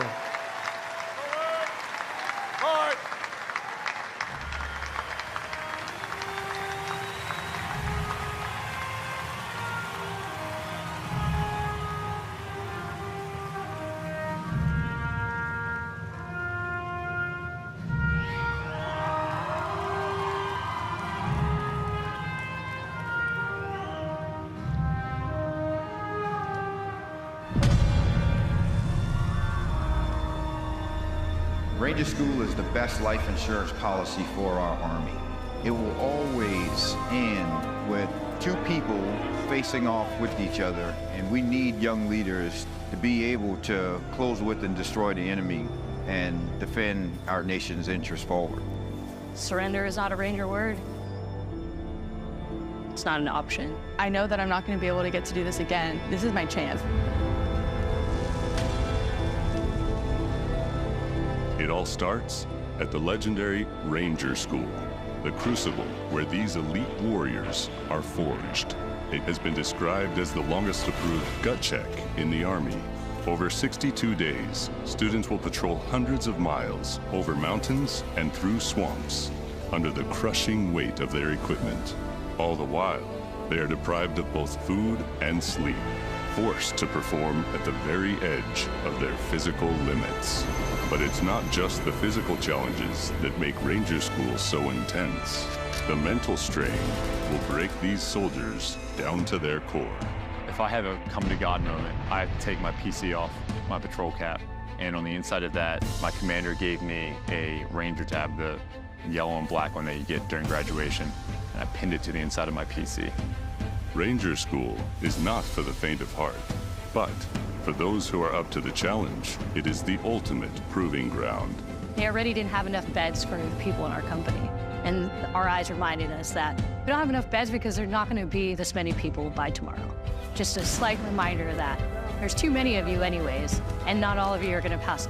Rangers, if you don't figure it out, you're about to get another casualty. It's completely different than what people would think Ranger School is like, but you can't put that into words, so it's hard to tell somebody something that you have to experience for yourself. They got a saying, it's called as the tab turns. So Ranger School is continuing to change and to develop, but at the end of the day, it is the same, right? They're always gonna put you in scenarios that is gonna test like your ability to actually make decisions on the ground. As you go through Ranger School, it is a gut check. It's gonna check you out. And what's gonna get you through it is whether you have it or not. Thousands and thousands of soldiers train all their lives to come here, prepare themselves to come to Ranger School, and only a few hundred leave here every class with the tab. It's not for everyone. I'm not gonna leave until I get it, so just buckle down, stop complaining, and just get the job done.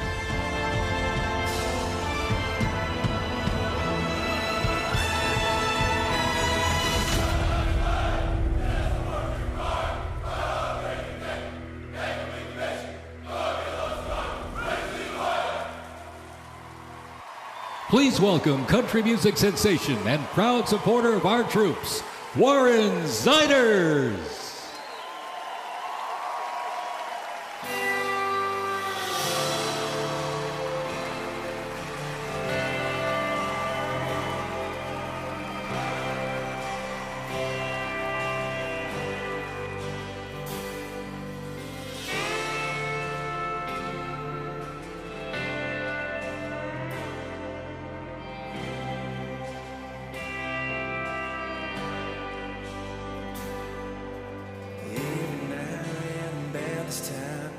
Like she knows I'm lonely. Rolls up when the wine's gone like a record on repeat. Laying on old memories and talking about what we used to be. She'd probably be the dead of me, but damn if it ain't sweet. She's my pretty little poison, my heartache in the night with a kiss on her lips just like cyanide. Yeah.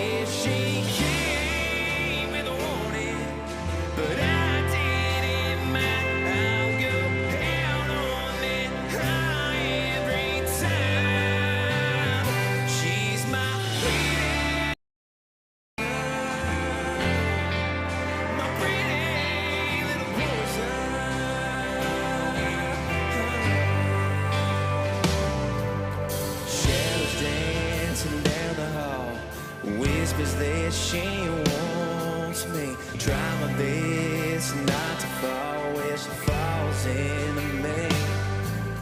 We all need some kind of fix. For me, she's the one to pick. Nothing else will do the trick. She's all I need. She's my pretty little poison. My heartache in the night with a kiss on her lips just like cyanide. Yeah, she came with a warning, but I didn't mind. I'll go out on that high every time. She's my pretty little poison. My pretty little poison.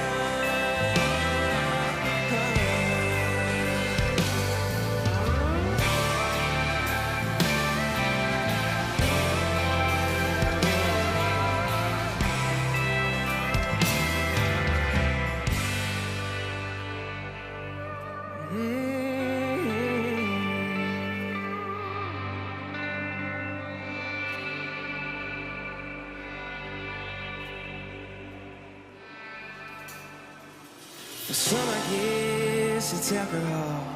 I want none at all. I just want you. No, I just want you.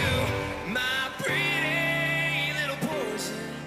My heartache in the night with a kiss on her lips just like cyanide. Yeah, she came with a warning, but I didn't mind. I'll go out on that high every time. She's my pretty little poison. My pretty little poison. She's my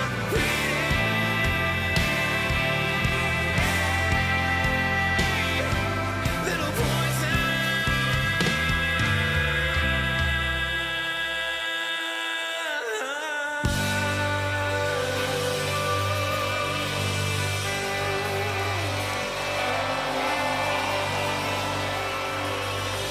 Thank you. I'm not gonna lie, y'all. I'm nervous, but I would just like to say thank you so much for having me here tonight. I am just so fortunate to be here in front of y'all, and thank you guys so much for what you guys do. And honestly, happy birthday, y'all. Happy birthday.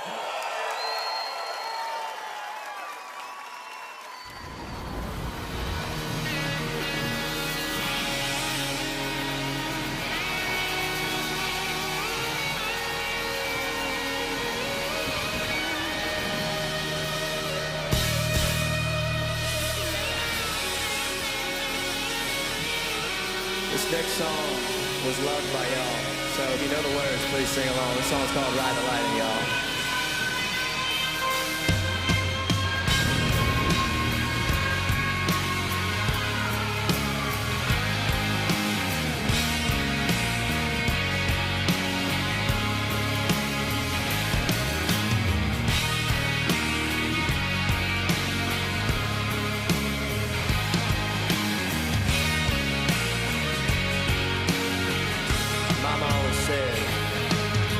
Mama always said I was born on the white side.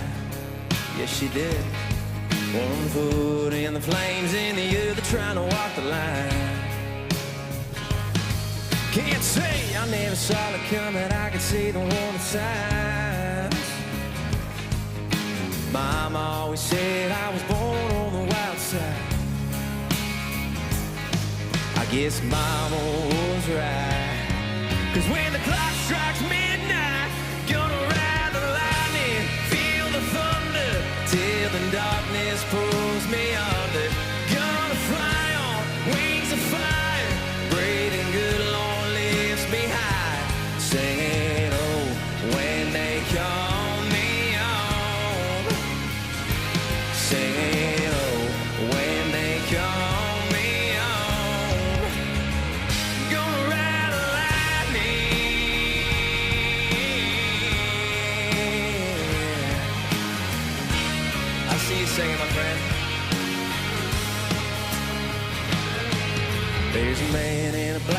standing at a crossroads with a pen in his hand and a long list of lost souls. They say flips a coin, fools let the fools go. There's a man in a black coat standing at a crossroads. I hope he lets me pass by when I close my eyes. Gonna ride the lightning, feel the thunder, till the darkness pulls me under. Gonna fly on wings of fire, breathing good, Lord, lift me high. Singing, oh, when they call me home. Singing, oh, when they call me home. Gonna ride the lightning, ride the lightning, ride the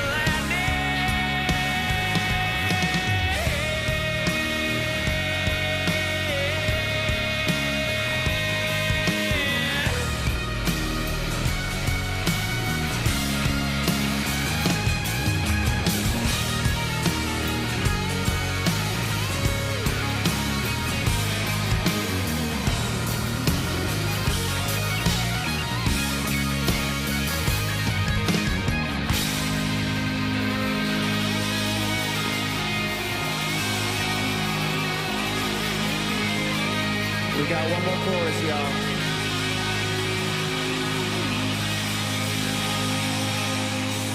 Gonna ride the lightning, feel the thunder, till the darkness pulls me under. Gonna fly on wings of fire, breathing good, Lord, lift me high. Singing, oh, when they call me home. Singing, oh, when they call me home. Gonna ride the lightning. Gonna ride the lightning.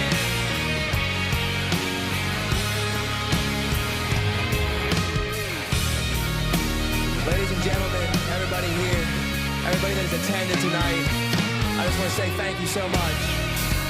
And I'll leave y'all with this. I'm more insiders, y'all. Thanks for having me.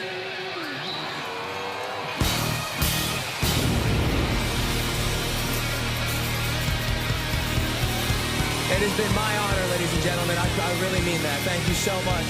Happy birthday to the Army. Happy birthday to our President, Donald Trump. Amen, y'all. God bless America, baby!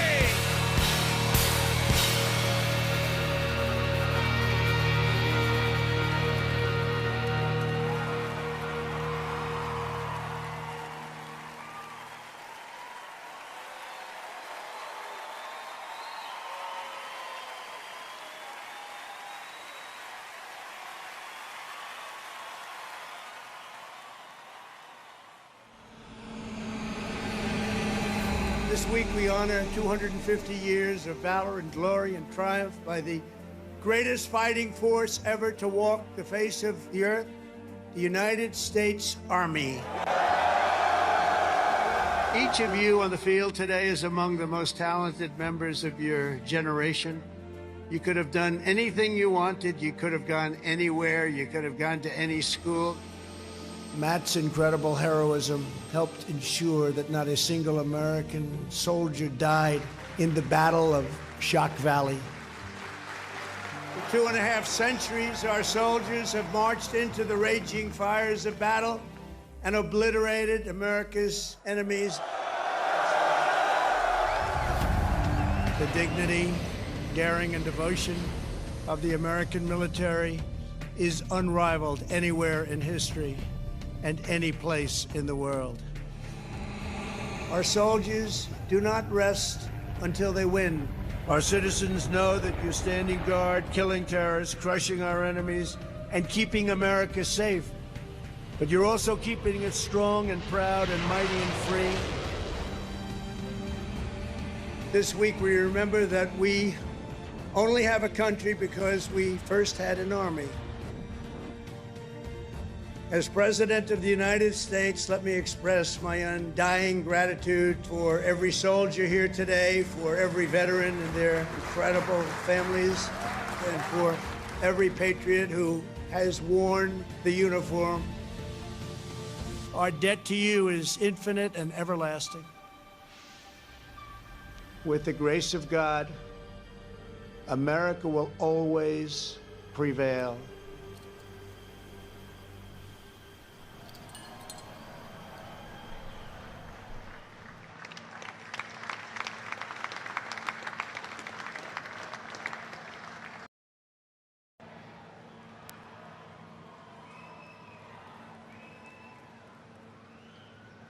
Well, let me say to the thousands of Americans who traveled from distant towns and across state lines to be here today, this is your national capital. Welcome to Washington, D.C. We are thrilled to have you.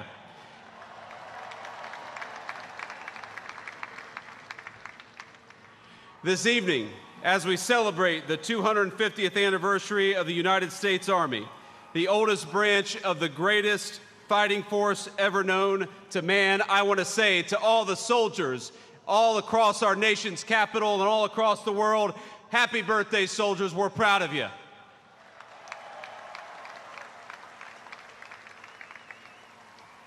And I want to say you represent an unbroken line of greatness, of excellence. And one of the things the President of the United States has told his entire administration, from the Vice President on down, is that we must remember that the young men and women who put on the uniform and serve this nation are our most precious resource. We must honor them, we must respect them, we must fight for them, and that's exactly what the Trump administration aims to do every single day.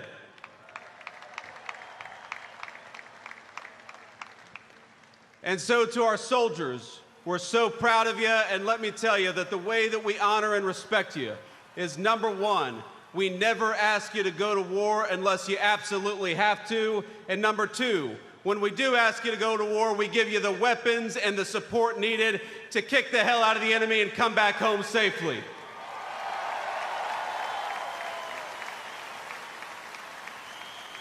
Now, I know I am the last thing standing between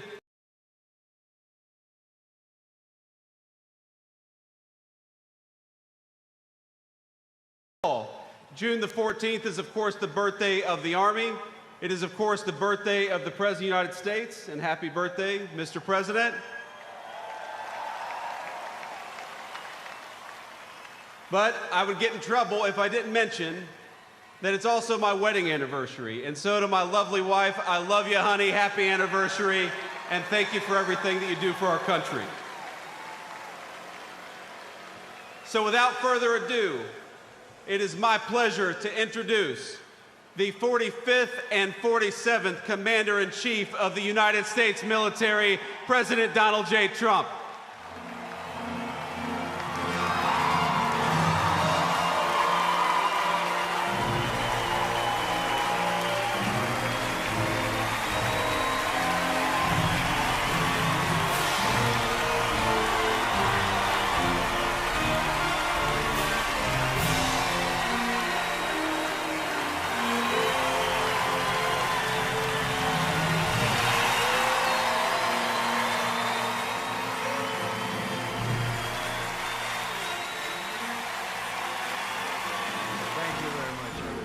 Thank you to Vice President Vance, and thank you to our wonderful First Lady, and above all, thank you to the greatest, fiercest, and bravest fighting force ever to stride the face of this earth, the United States Army. Thank you very much. Because the Army keeps us free, you make us strong, and tonight, you have made all Americans very proud. They're watching from all over the world, actually. Made them all very proud. Every other country celebrates their victories. It's about time America did too. That's what we're doing tonight. And watching this magnificent display, our souls are filled with gratitude for every generation of warriors who have worn the uniform all the way back to the very beginning, so to every veteran across our land and right here in our nation's capital, including 6 recipients of the Congressional Medal of Honor, we love you, we honor you, and we salute your noble service to our flag and to our country. As we celebrate tonight, we also think of the hundreds of thousands of Army soldiers who have made the supreme sacrifice for our nation and selflessly laid down their lives in every war, from the Revolution to the War on Terror. To the Gold Star families with us today, the courage of your heroes is the bedrock on which our entire nation stands. We thank you. Yes, we thank you. Today we commemorate an event that did not just change American history, but changed the history of the entire world.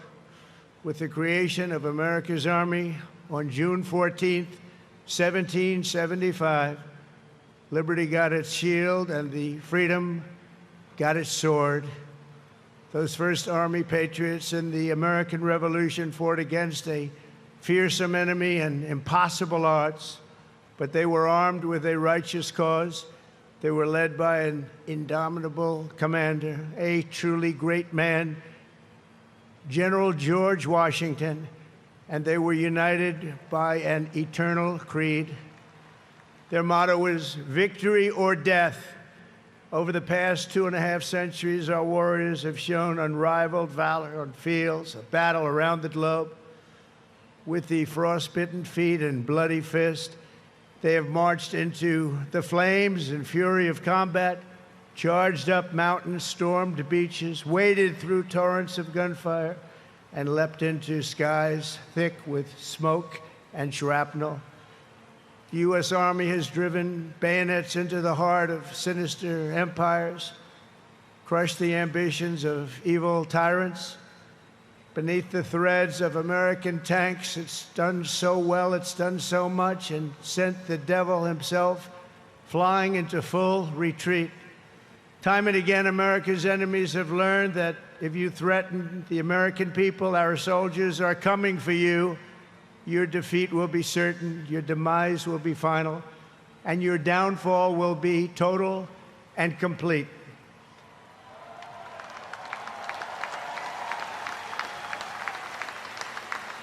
Because our soldiers never give up, never surrender, and never, ever quit.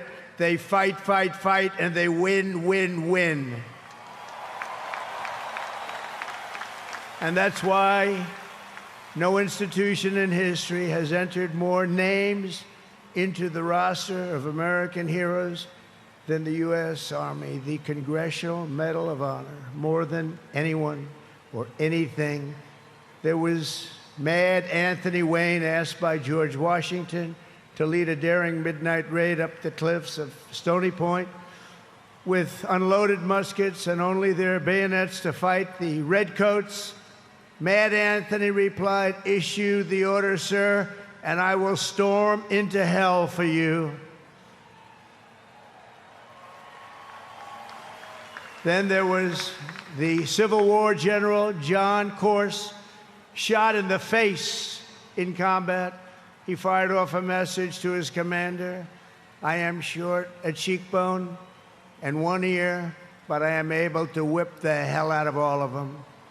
He stayed on the front lines, it seemed forever. In World War II, there was the great Creighton Abrams, besieged on all sides by the Nazis at the Battle of the Bulge. He boldly proclaimed, "They've got us surrounded again, the poor bastards." This is the fighting spirit and unyielding force of the U.S. Army. It has never changed, and it will never, ever change, because there is no earthly force more powerful than the brave heart of a U.S. infantryman or an Army Ranger, paratrooper, or Green Beret. They are the best, they are the finest. From Bunker Hill to San Juan Hill, from Gettysburg to Guadalcanal, from Yorktown to Shiloh, and from the trenches of the Argonne to the mountains of Afghanistan, the Army has forged a legacy of unmatched courage, untold sacrifice, and unequaled and undying glory.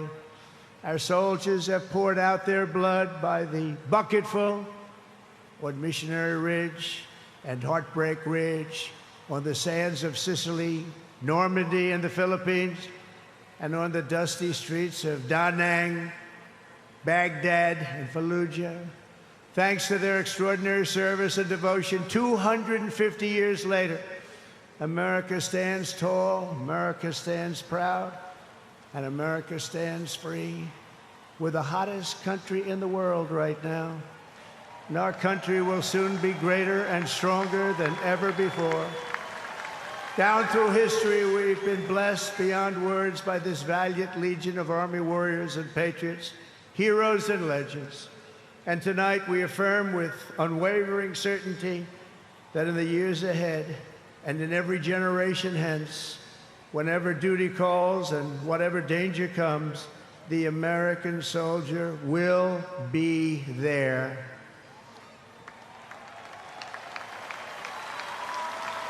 No matter the risk, no matter the obstacles, our warriors will charge into battle. They will plunge into the crucible of fire, and they will seize the crown of victory, because the United States of America will always have the grace of Almighty God and the iron will of the United States Army. Congratulations to everybody. We love our country. We've never done better. Thank you. God bless you. God bless the Army, and God bless America.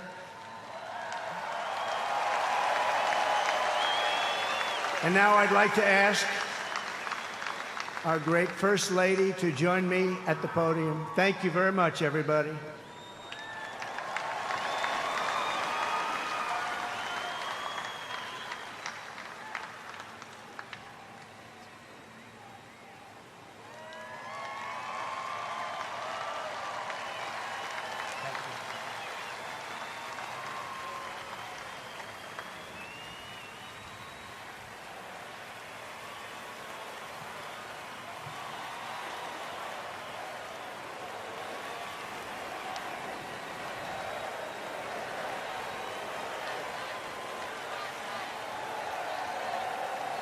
Mr. President, on behalf of the United States Army, the Army Golden Knights, I would like to present to you this flag, which was flown over our nation's capital in free fall during the Army's 250th birthday celebration.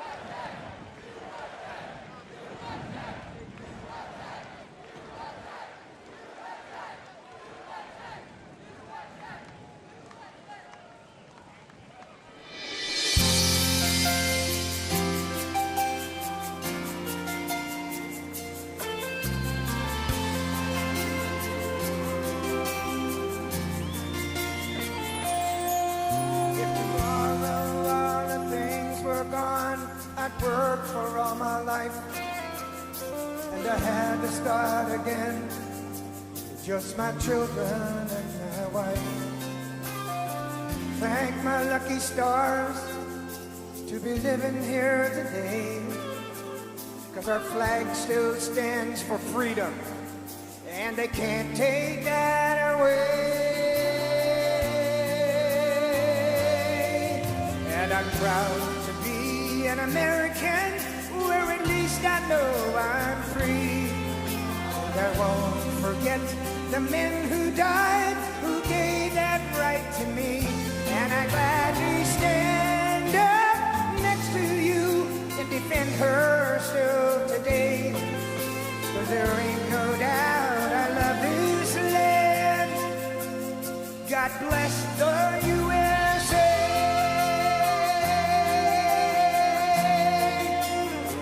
Happy birthday, Mr. President.